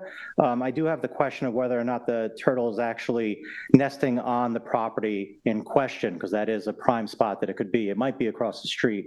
I do have inquiries into the DEC wildlife. I have not heard back. If I do, I will certainly let you guys know. If it is on the property, that being said, snapping turtles at the end of the day, they are not endangered in New York. They are not a threatened species in New York. And if you were to do construction, there are ways to move the nest if it is on the property or anywhere that they would have it in the spots where they might be doing any construction. In that regard as well, I was very happy to see, and to the best of my knowledge, seeing this plan now 2 times over these last 2 meetings, the wetlands growing is something that certainly I could get behind personally. Obviously, you guys know from meetings we've had or my ongoings with the town board, one of my biggest things is trying to protect the wetlands in this area. Also, being said with that, since it seems to be growing with everything, I don't have much to say about the variances on this property. I think any historical site, and I would consider any historical site, anything over 100 years, if they're trying to bring themselves up to code in any way, shape, or form, that's something I think that we should always be behind. And then the only last thing that I wanted to mention is, and I'm just using this to raise the specter of the concern, it's not so much for this application, but might be something for the future. In regard to native plants and native plants being planted, as over the last 15 years, we have gone from a 6 to a 7 in climate zone change, and 2 years ago, we went to an 8. So that moving forward, since some people think in 8 years, we might actually have more of a climate of West Virginia, that's just something for food for thought for the future, not particularly for this applicant, and I don't think it affects them in any way, shape, or form. But that's all I wanted to bring up. So thank you, guys. Thank you, Joe. Thanks. Anybody else in the public? Anybody on the phone, Matt? You have 0 calls on the line. Thank you. Okay. Thank you.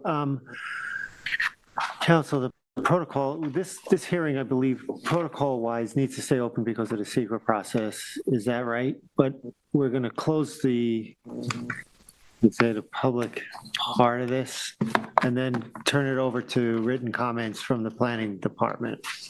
Am I right in assuming that? Yeah. So we'll look for yours on January 15th and we'll look for your response on January 30th. I don't think we have a motion then. Do we? No. No motion. Okay.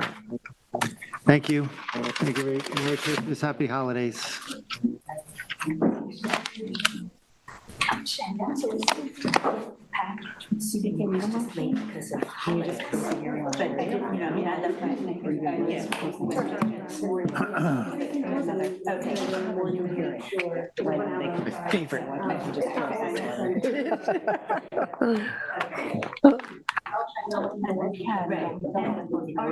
Okay, goodbye.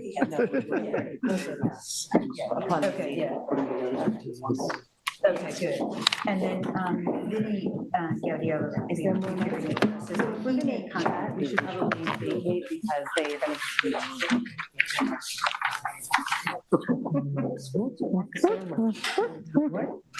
I should talk to Sam.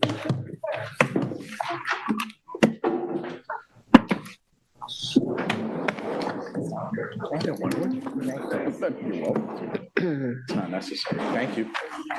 Misery loves company. All right. Thank you, everyone. Thank you, Tina.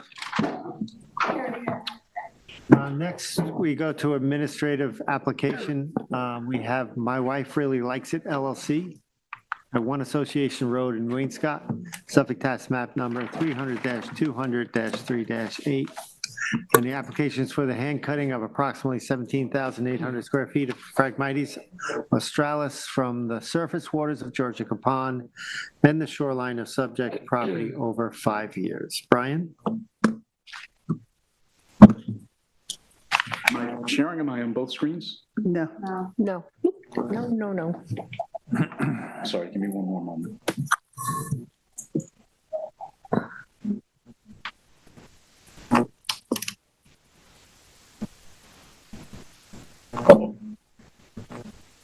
This is the, oh, there.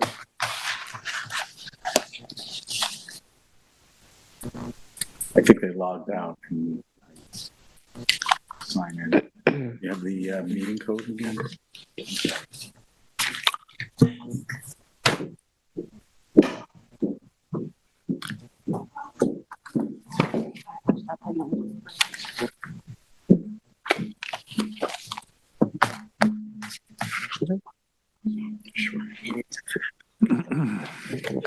Well, Sam is helping me out with this, just to kind of give the zoning board a little background about the project. This is an application for Phragmites cutting that was approved by the zoning board back in 2018. It was a 5-year maintenance permit. It involves 17,000 square feet about of surface area. Most of that is in Goose Creek in Georgica Pond.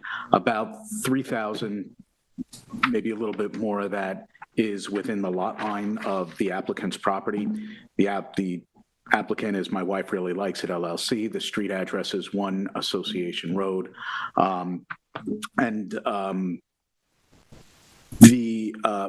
Again, the application was approved. Conditions associated with that approval were the establishment of a 30-foot buffer along the shoreline where the property had been mowed to the water prior to this application being approved. The installation of a new sanitary system, an IA sanitary system, was installed on the property. It also required annual reporting of how the Phragmites was being diminished and an increase in the native species. And the applicants have adhered to those permit conditions. A new application has been submitted. I was at the property in July. I have a bunch of photos that I can show you. The shoreline, the buffer along the shoreline is in pretty good shape. There's one spot at its northern end where it's a little sparse, and I'm about 95% sure that's as a result of deer browse more than anything else. But large areas of the buffer along the shoreline are pretty densely vegetated, and I'll show you some of those photos. I also walked a lot of the shoreline at the time, and there has been some return. I don't want to over-exaggerate how much, but there are some native emergent wetland plants that were not part of the revegetation that have kind of propagated, and that happens in wetland soils. Wetland soils are very low in oxygen. They provide a strong vestigial seed bank for a long time. So seeing stuff like soft stem bulrush, which used to be a lot more common in Georgica Pond before there was a lot of Phragmites there, and plants like water hemlock are nice to see. Brian, is that a result of the Phragmites removal, as being a invasive plant? I think my opinion is that's a result of the Phragmites cutting and getting a little bit more sunlight to the soil and allowing these species to get a toehold, so to speak, and compete. Showing on the screen that the public can see it. It's not, that's fine because there's no one in the audience. Okay. So I think you're fine. Okay. And the board can see it. Just want to know if they did, but they just have to share it from, it's not on that board now. from in here. We'll share that. Okay, I was looking at the board. I must have watched what you were doing. No worries. So it's just Thank you for your share there. And then the photos. So we could share screen too.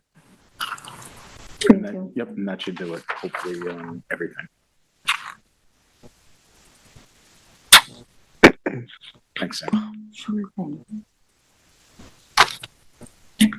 The board can see it. All right, well, I'm going to look at this screen. So this is 1 Association Road, and this is about the 17,000, almost 18,000 square feet of Phragmites. This is the area that's on the applicant's property. Most of it's in the surface waters of Georgica Pond. There has been a renewal of the DEC permit until 2027, I believe, and the trustees issue an annual renewal. So if this application does go administratively, there'll be a 20-day comment period. If there are concerns from the trustees, they'll have the opportunity to express them either to the board or contact the planning department directly. I will show you a couple of photos because I do think it's worth seeing some of the photos along the shoreline. It was a good time of year to go in the middle of January. Oh, You have to tell me, are they popping up on your screen now? yes. Thank you. So this is the northern part of the buffer that was established at the shoreline. This is some of the surface waters that are cut in the back. And this is, I'm almost 100% certain this is a result of deer browse on some sweet pepperbush. I'm not going to go through everything here, but this is a view of the buffer facing south. This is a lot of inkberry, Ilex glabra. There are large areas. This is slough grass or prairie cordgrass, Spartina pectinata that was part of the revegetation. I had a key so that I could have been a little bit more selective, and I'm sorry I don't know what I did with it. So I'm sorry. I was going to kind of cherry pick some of the better photos. This is all Spartina pectinata here. A lot of it goes down to the shoreline. It's a pretty well-developed buffer. There was some butterfly weed planted, but at least in a couple of spots you can see this is some spontaneous generation. This is self-seeding. Anyway, my point is this is a lot of the inkberry and some of the Spartina pectinata. The buffer's in pretty good shape, and the planning department would support issuing the permit administratively, largely with similar, if not identical, conditions to the ones that were established in the 2018 permit. Any questions for Brian? Just an academic one. So they're cutting the Phragmites on a regular basis. Is there any retreat going on, or it's just a matter that they keep cutting it back? It's hard to quantify the retreat. I think there's just anecdotally there's a little less vigor, but part of the problem with Phragmites is in a nutrient-rich environment, and you do still have a lot of inputs into Georgia Pond. There are efforts to reduce the pollutant load in there, but it doesn't take a lot of nitrogen to fuel an aggressive invasive plant like Phragmites. So without the cutting, I think it would kind of go back to where it was before this starts. I don't think the stand is any smaller. I think there's a little less vigor in the stand itself. And you think the salinity that far up is still fairly high or not? I think the salinity this far north is pretty low. I haven't measured it. The vegetation that we see along the shoreline here is freshwater wetland vegetation. There's a lot of tupelo along the shoreline. There's a lot of pepperbush. There's a lot of swamp azalea and more indicators of freshwater wetland vegetation. So I would think that the salinity would be in the single digits part per thousand. And the plants chosen for the buffer were chosen partly because of their size. I mean, it seemed like the vista was not terribly interrupted there. They were selected based on what we see occurring in the riparian areas of Georgia Pond, and to a certain extent, their deer resistance. Yeah. It would be nice to use a more diverse palette, but that gets challenging in revegetations in areas that are not fenced off. Fencing off an area like this along the shoreline where you wouldn't want to impede the movement of wildlife in perpetuity would be a concern. Yeah. Thank you. Did you? You showed a lot of inkberry. You said inkberry, didn't you? Yes. Yeah, and the deer aren't messing with those? No, doesn't look like it. Wow. The plant that I saw browsed the most heavily was the sweet pepperbush.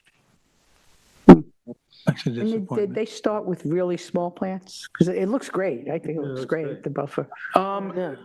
I'd have to go back to I think some of them were fairly small. There was a mix. They weren't all uniform in size, but they were a lot smaller. Well, you do have the annual reports in your file. I think I overdid it with the photos in July more than the agent No, it's good to does. see, and it's good to see results like Yeah, that, too. It really is. Well, I'm okay with it. Yeah, I'm okay with it. I'm okay with it going in. Okay, with that, I make a motion with, for, okay, I figured. Sorry. I make a motion for My Wife Really Likes It LLC at 1 Association Road, Wayne Scott, to adopt that name as an official, no, I'm on. No. Wayne Scott is Suffolk Tax Map Number 300-200-3-8 to proceed administratively. Second. I'll concur. Concur. Okay, thank you. Next, we move to our post-hearing decisions. We have 101 Gerard Drive LLC. This is a application that I am recused, so I'll let my vice chair take the lead. I warmed up the. It's cold up here though.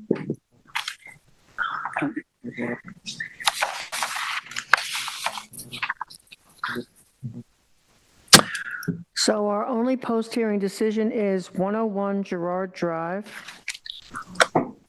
LLC, 101 Gerard Drive, Springs, Suffolk County Tax Map Number 300-41-2-11.2. Description is to construct a swimming pool and 1,751 square foot of first and second story additions, 587 square feet of decking, and 187 square foot balcony to a 1,016 square foot one-story residence on a parcel of land containing tidal surface wetlands. Relief sought is a natural resources special permit pursuant to 255-420 of the town code. Zoning district is an A2 residence, AE flood zone, elevation 10 feet, and X flood zone. Secret class is type 2. This is my area, so I will begin with our deliberation.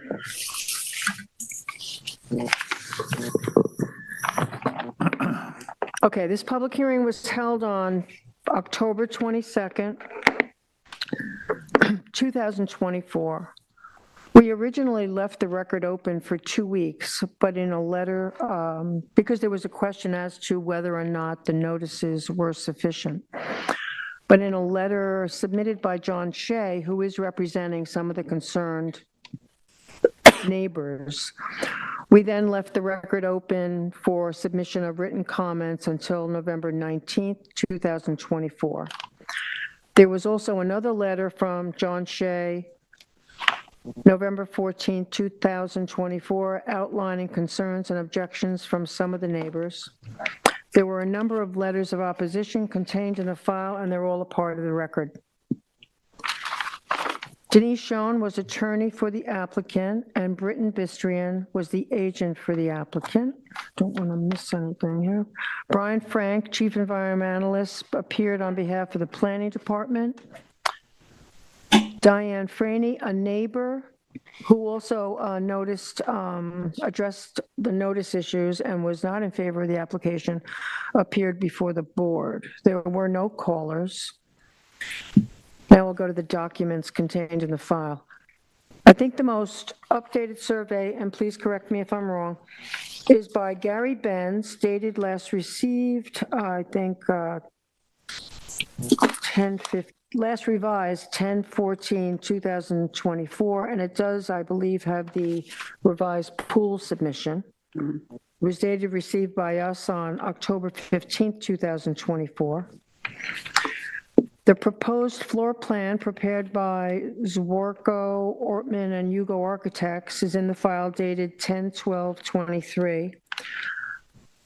The septic system upgrade prepared by TF Engineering, I have a question about, I mean, the TAM says it's dated 5/31/23, but the plan I have in my packet was dated 5/31/22. So we just want to make sure which date is correct and it's not a typographical error. There is a letter from Britton Bistrian in the file, which was entered into the record on 10/29, which included the foundation details prepared by ZOH Architects dated 10/24/24 for the residents, showing the code required 2-foot separation to groundwater, which the pool complies with as well. Make sure I didn't. Okay, so the property is located in the Harbor Protection Overlay District. This application does not require any dimensional or variance relief from the code. A natural resource special permit is being requested for the improvements. The allowable clearing in an HPOD area is 10,453 square feet. This site is cleared at 21,163 square feet. If approved, the applicants will revegetate the property to comply with allowable clearing in an HPOD area. During the public hearing, I also recommended additional revegetation on the eastern portion of the lot to further protect the wetlands and create a better buffer. And the applicant's agent agreed with this, noting some of the revegetation, which goes right up to the proposed addition, could be cut in half and revegetated and included on the eastern shoreline with the revegetation which is already being proposed. So we'll actually be increasing the revegetation in that area. Public water does now exist on Girard Drive. The swimming pool, now I'm going to get into what's actually being requested. The swimming pool, in my view, will not really be altering the character of the neighborhood since it is not visible from the road and it will be supported by fully developed evergreen vegetation. The existing septic system, which they have to put in if they want to get this project approved, will be replaced with a nitrogen reducing system. This system is designed to reduce the amount of nitrogen entering the tidal waters. This will result in a very favorable impact on the natural features. All the improvements being proposed are situated landward at a distance of 150 feet or more away from wetlands. There are no wetland setbacks being sought. As the TAM notes, this end of the Girard Drive Peninsula is located within the least environmentally sensitive area of Girard Drive.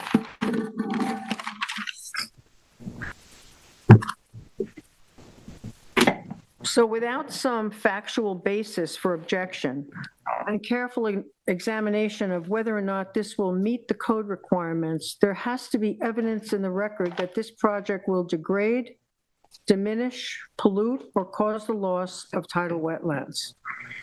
In my opinion, there is nothing in the record to substantiate this. The level of worth and merit in terms of our issuance of a natural resource special permit is conditioned upon whether or not there will be a negative impact of the natural features on the site. They are meeting HPOD clearance limits, and they are upgrading the sanitary system, and these are all pluses to the environment.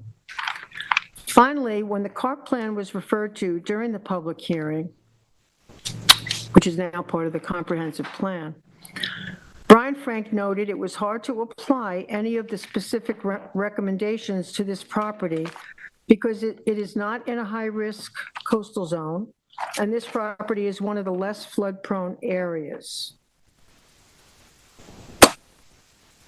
I don't feel, if approved,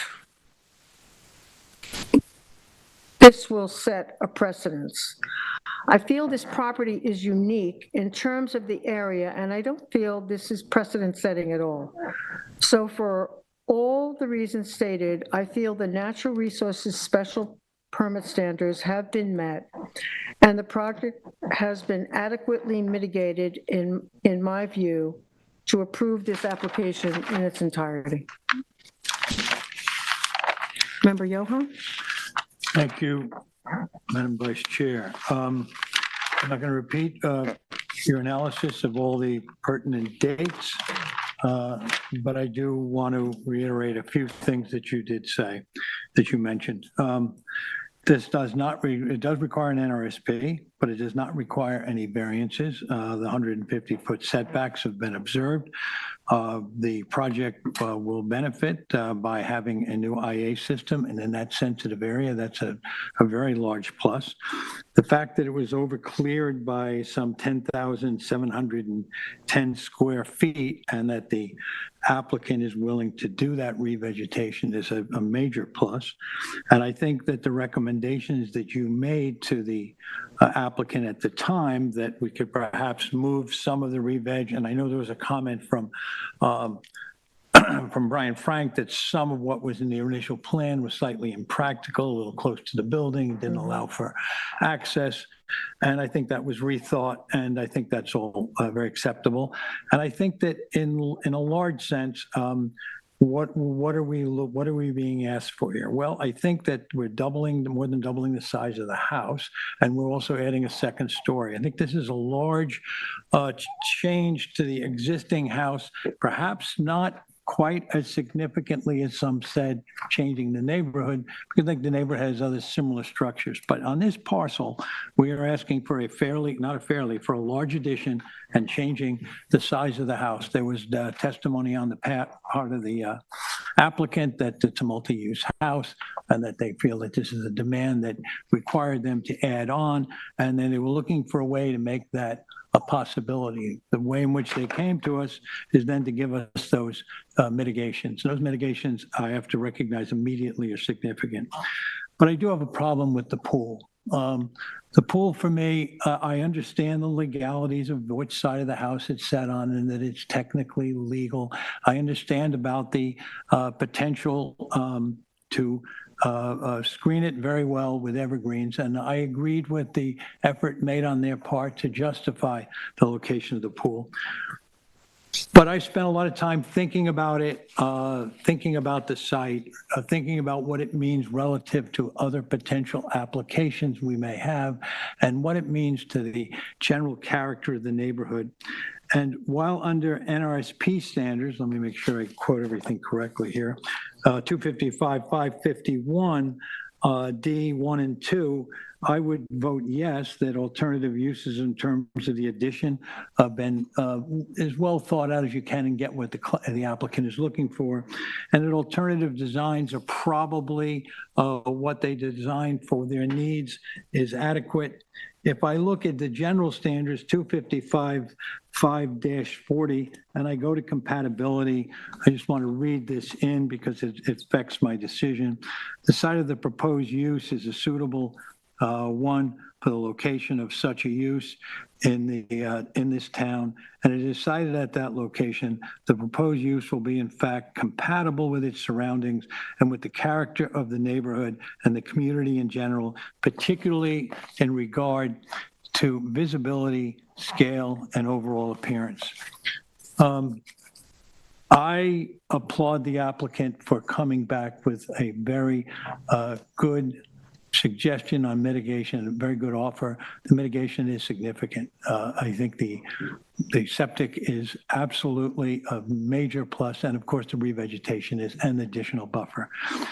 But I cannot move forward with approving the pool based on the impact I think it's going to have to the neighborhood. And I do think that it affects the character of the neighborhood, even if it's not immediately seen. Moving a pool to the roadside has the potential to start that change in the neighborhood that will significantly change the way in which land is used there. I make note of the fact that it was brought up at the hearing that Mr. Frank and the TAM said this is the least sensitive portion of Girard Drive. That's just saying it's the least sensitive portion of an extremely sensitive area.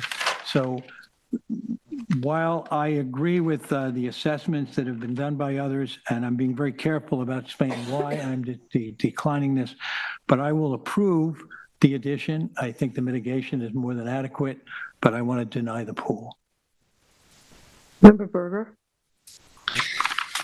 Okay, again, we won't reiterate everything, but ultimately, I am going to approve the project.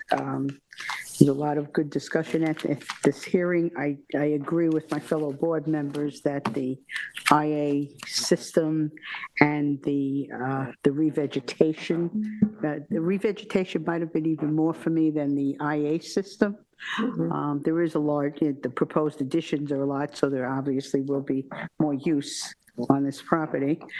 And I thought the revegetation, bringing it down from 10,450, from 21,000 rather, 163 square feet for the clearing down to the allowable, according to the HPOG code, of 10,453. I thought was a huge thing. I had concerns about the bulkheading and some of the, whether that was ever surged over in any past storm. And one of the public members, Diane Franny, I think, did state that she has seen, flooding over that bulkhead. Now, I was concerned about that, and I am concerned about that regarding the pool also, but the pool for me, it is, well, it's obvious, it was stated in the TAM also that the pool does change the character of the neighborhood. Actually, though, when I was looking at this and rewatched the hearing, the pool is an amenity. We know that. It's not of right. However, based on all the testimony from Brian Frank and Tam Back, that being the least environmentally sensitive area of Gerard Drive, I think, probably shockingly to you, that I am going to approve the pool also. But I want a caveat in there because I don't want this to just be carried through as a precedent. It is changing the character of the neighborhood. There is one other pool on Gerard Drive, as we discovered later. One of the public members testified on it. But I want to make it clear that this is not just a blanket that anywhere on Gerard Drive now it would be appropriate to have a pool. This property may be lucky, it's on the west end of it. It's not as far out as everything else on that peninsula. So, but I do think with the mitigation that was offered, that I am improving the entire project. And to your point, I thought about that too. The hardest part for me was the pool. But I think this property is unique from the rest of the peninsula. And that's kind of where I went, because it's an area that's one of the less flood-prone areas, and the property is not in a high-risk coastal zone. So I don't think if we approve it, I don't think we're setting a precedent, because I don't think every property on that this is not a precedent. Peninsula is appropriate for a pool. Are you good, Member Berger? Yeah, I just had some other things written down about the CARP plan, as you had mentioned, and Brian's testimony. I didn't quite trust him. I read it myself, and I agree with him. But anyway. Member Mary? So Yes. Are you ready? Yeah, okay. I am ready. Thank you. Go for it. Okay. So I'm not going to repeat all the statistics and everything are done. And I do want to start out by also acknowledging, just get to the beginning of my notes here, sorry, that the upgraded septic, though it's required by the scope of the addition and the new development, will improve the environmental conditions on the property. And of course, I recognize the benefit of the 10,710 square feet of re-veg to bring this property back into HPOD compliance.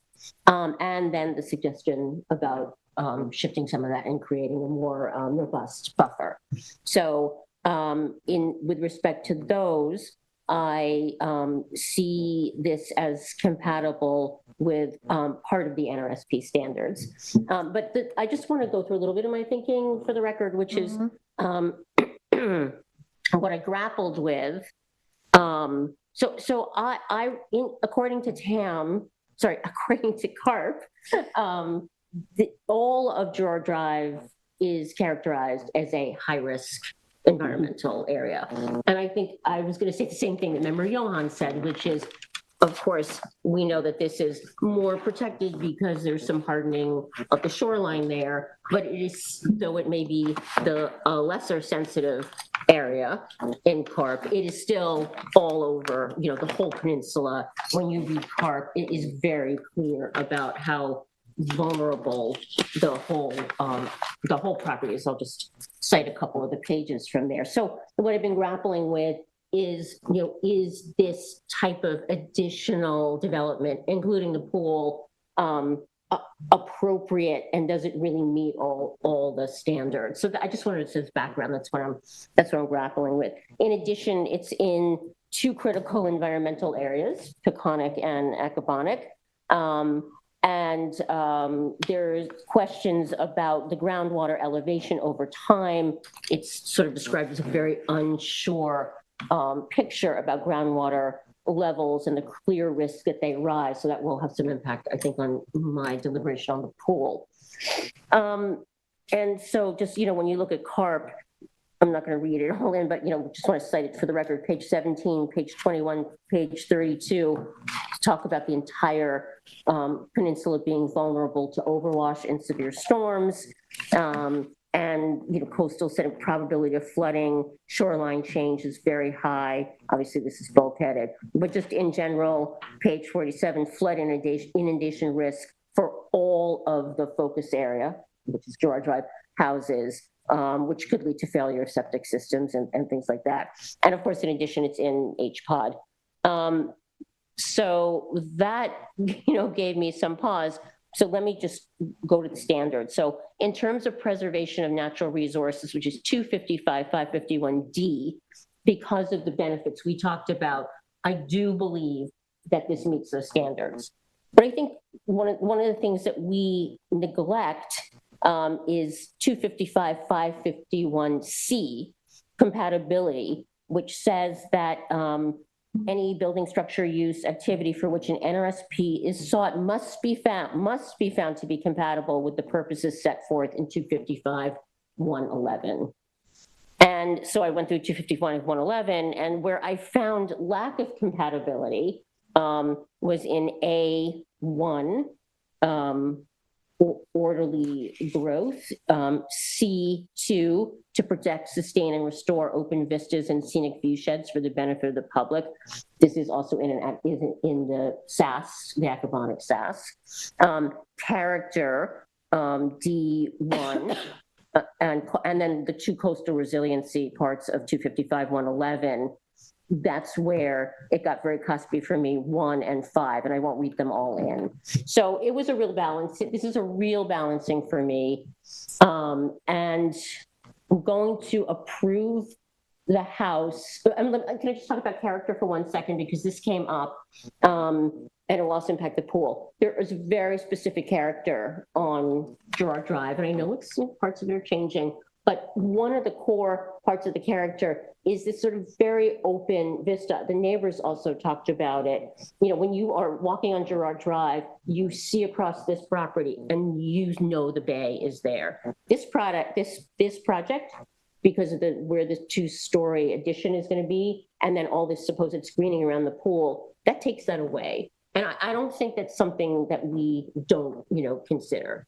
But there's still enough environmental benefit. So I'm sorry to go through my thinking, but I do want to get this on the record, right? I want you to. So I'm going to, the amount of expansion in the GFA, it's large relative to the house. It's still not as great relative, to what can be done on the property, and the environmental benefits. So I'm going to approve that. On the pool, I'm concerned because of the unclear issues of groundwater rise and character issues as well that Member Johan talked about. So I'm leaning towards the denial. So let's split. We have a two on that. You're leaning towards or you're denying? I'm sorry, I'm going to deny. The pool does meet what's required under our town code in terms of 2-foot separation Well, It's not going to change the character, you're not even going to see this pool from the road. Yeah, so, but then And when in I. terms of the point you made about the houses, when you walk down Girard Drive, and I'm down there a lot, these are very long driveways. Yeah. You're not going to see the water anyway with No, what's later there down. right now, but further down, yes, but not where this property is situated. No, you do But I see mean, it. you're not going to, Okay, I don't think, I didn't make my decision off of that. Yeah. But it's important to I think about. think that's a weak part of what you said, Right. but I don't think that would be reason enough to deny. As far as the view, yeah, I agree with you. It's more Yeah. dense on that western end, which was a Right. factor in my decision. As far as seeing it, you're not going to, there are going to be other two-story houses along there. Right, yeah. But the pool was my biggest concern, Yeah. as I said. So it sounds like we have a 4 on the house and a 2-2 on the pool. Yeah. Now, let's tell you brought up the septic plan. Did you say date received September 1st, 2022? Well, the date I have, let me go back. The date I have in my packet is 5/31/22. Yeah, that's But what I the have. TAM reference is 5/31/23. So I just thought we should have clarification on that. What's the right 5/31/23? date? So Jameson, I think it's 5/31. I didn't know if one came after. Kind of funny that it's the same date, different year. Yes, Yeah. that's why I think it's a typo in the TAM. But I'm not positive. That came up at the time of the hearing as well. Mhm. Yeah. Okay, so do you have enough? Can I just ask a clarification question? Sure. Back on the pool for a second, so. One second, we're sorry, Roy, we're not All right, done just yet. give us. We're not done. One more second. So just on the pool, okay, so it meets the required separation. Again, I'm looking at 255-111H1, that it has to meet this coastal resiliency standard to address fully the town's vulnerability to rising sea level and groundwater, flooding, and coastal and shoreline erosion, and how to prepare for the increasing frequency and intensity of extreme weather events. I think the Vice Chair, you are suggesting that because it just meets whatever standards are in our code That's now. what we have to look at. I mean, when I review a decision, that's what I'm basing my decision on. Right. I mean, maybe in my personal situation, I don't want the No, pool. this has nothing to do But with. when I'm personal looking at the town situation, nothing, code, right. I'm seeing what's, basing a decision on. So what I personally think or emotionally feel doesn't really come into play. I have to look at what the town is saying, and I think the town is saying it meets the standard for approval of the pool. I'm not being emotional. No, I'm not No, right. implying that you are. Yeah, I'm just. But this area for all of us is a sensitive area, and we can, look at it in different ways besides the code. But at the end of the day, the code is what is going to dictate what we have to do. Right, but I see conflict in two parts of the code. Right, So right, that's what I'm trying to work through. Yeah, no, But, I understand. I will, on that basis, I will approve the pool. Okay. And again, want to say exactly what other people have said, and this, I'm hoping this will go in the determination that this is a very particular site and situation for this. And I don't think it would at all be consistent with our code relative to coastal resiliency to see that proliferate from resiliency or a character standpoint. Okay, so it sounds like we have a 3-1 on the pool for approval and a 4-0 on the residents. Now, can we Do you be have enough, clear, Jameson, about what the three of us agree on? That this is a unique. Yes. The other part of the uniqueness of this for me that I didn't mention is this property was not maxing out on the entire lot coverage and building coverage either. Had it been doing that, I probably would have had a different decision. I definitely would have had a different decision. I definitely would have too. I think that's what kept me on the approval So side as well. are we good to move on? Well, should we okay, go talk ahead. about the re-veg that, just come up with a better parameter on it? Well, I think they agreed. They Yes. agreed to doing more there and doing less there. I think they agreed. There's if I no may, number on to this. taking, I don't know, whatever half in front of the proposed addition would be and applying it to the shoreline.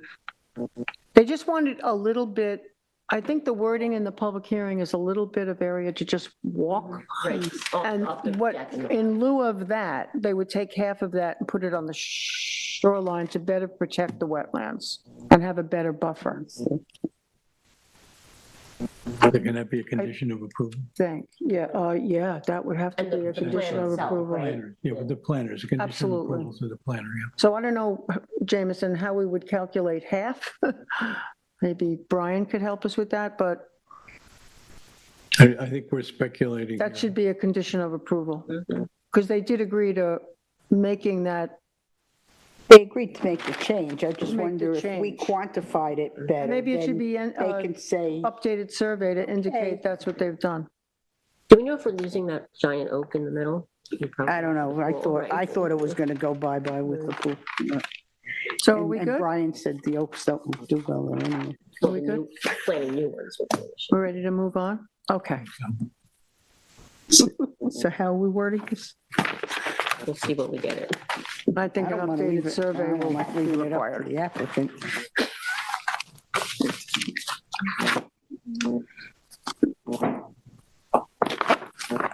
But Jameson's good. Yes, she is. Yes, it's quiet.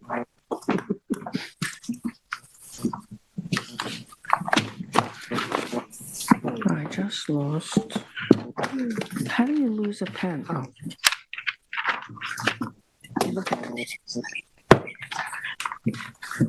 So we have an extension of time. No, we do.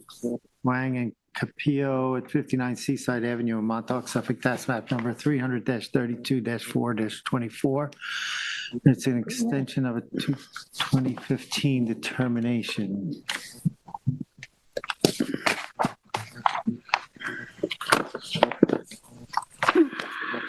Ryan, is it? This is the aerial for the property. Do you want me to bring up Ryan's memo instead? Yeah, no, I mean, it's, Wang and Capio They haven't granted done any work yet. additions to a property on Seaside Avenue.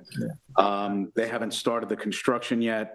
There are freshwater wetlands in the western portion of the property.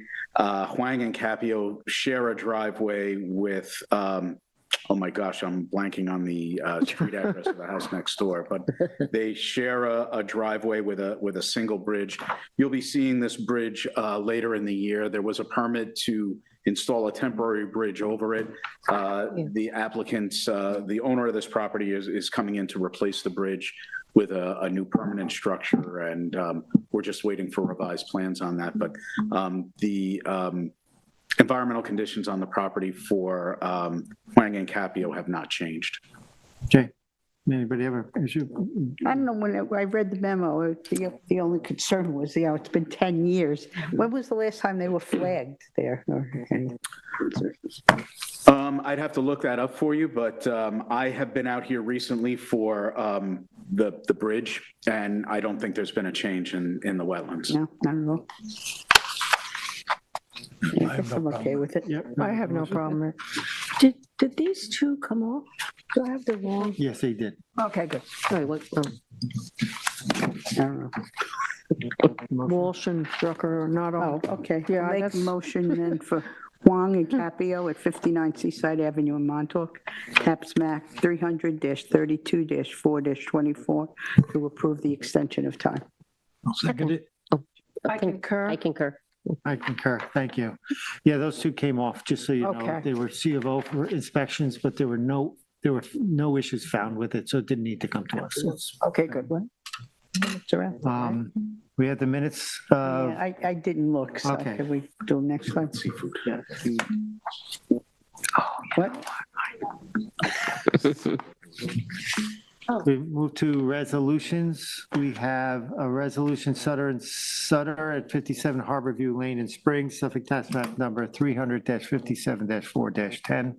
It's a resolution approving application as stipulated.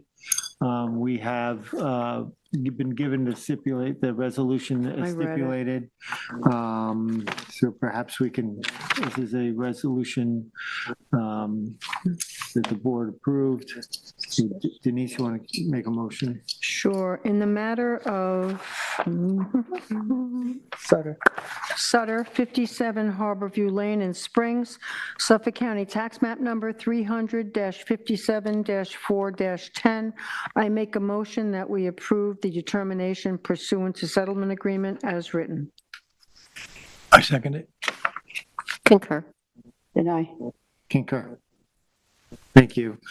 Next, we have Inlet Seafood Property LLC at 5541 East Lake Drive, Montauk, Suffolk Tax Map Number 300-6-2-3.1 and 26. This is a continuing, this is a dredging application, but requires a secret determination, which we're to make this evening. Brian, this afternoon sent it. I'm going to ask him to quickly run through this, the secret part of it so that we can make the determination. Sure, Mr. Chairman. And again, my apologies to the board for getting you an EAF so late on work session day. Maintenance dredging applications have consistently been treated as an unlisted action pursuant to SECRA for as long as I can remember, including the Inlet Seafood Property, which has had maintenance dredging application, multi-year maintenance dredging permits issued in 2011 and 2018. Both of those times, this was treated as an unlisted action. I believe both, certainly in 2018, it was an administrative natural resources special permit issued. The application is for the maintenance dredging of about 13,000 square feet of surface area to a depth of 8 feet at mean low water. Dredged material is dewatered and spread out in the northern portion of the property, just north of the boat basin. The environmental assessment has not identified any potentially significant adverse environmental impacts. The permit has traditionally required measures to prevent sedimentation of the surface waters or tidal wetlands of Lake Montauk by using a closed bucket during the dredging operation, requiring dredging to occur within a weighted turbidity curtain. When sediments are dewatered, they need to be contained in a manner that prevents their reintroduction to the surface waters of Lake Montauk. These dredged sediments come from the inlet, come from sand shoaling in. This is not new dredging, so it traditionally hasn't required sediment testing because they're freshly deposited sediments. They dredge to an 8-foot depth. It shows up over time. They dredge it again, and those have been the permit parameters that the planning department would continue in this next dredging cycle. So again, the EAF has not identified any potentially significant adverse environmental impacts and recommends that the zoning board issue a negative declaration pursuant to SECRA. So I'll ask the board, have we had a chance to review it? Are we ready to make a determination on secret? Well, I read through the report. Yeah. I read through the report item by item. I see that did too. he saw little or no impact and trust their analysis, so I'm ready to decide. I did go I through agree it with also. Member Johan. Okay, Yes. so someone from Montauk, when you like to make a motion, so I imagine we're going to move to neg deck. Is that Okay. correct?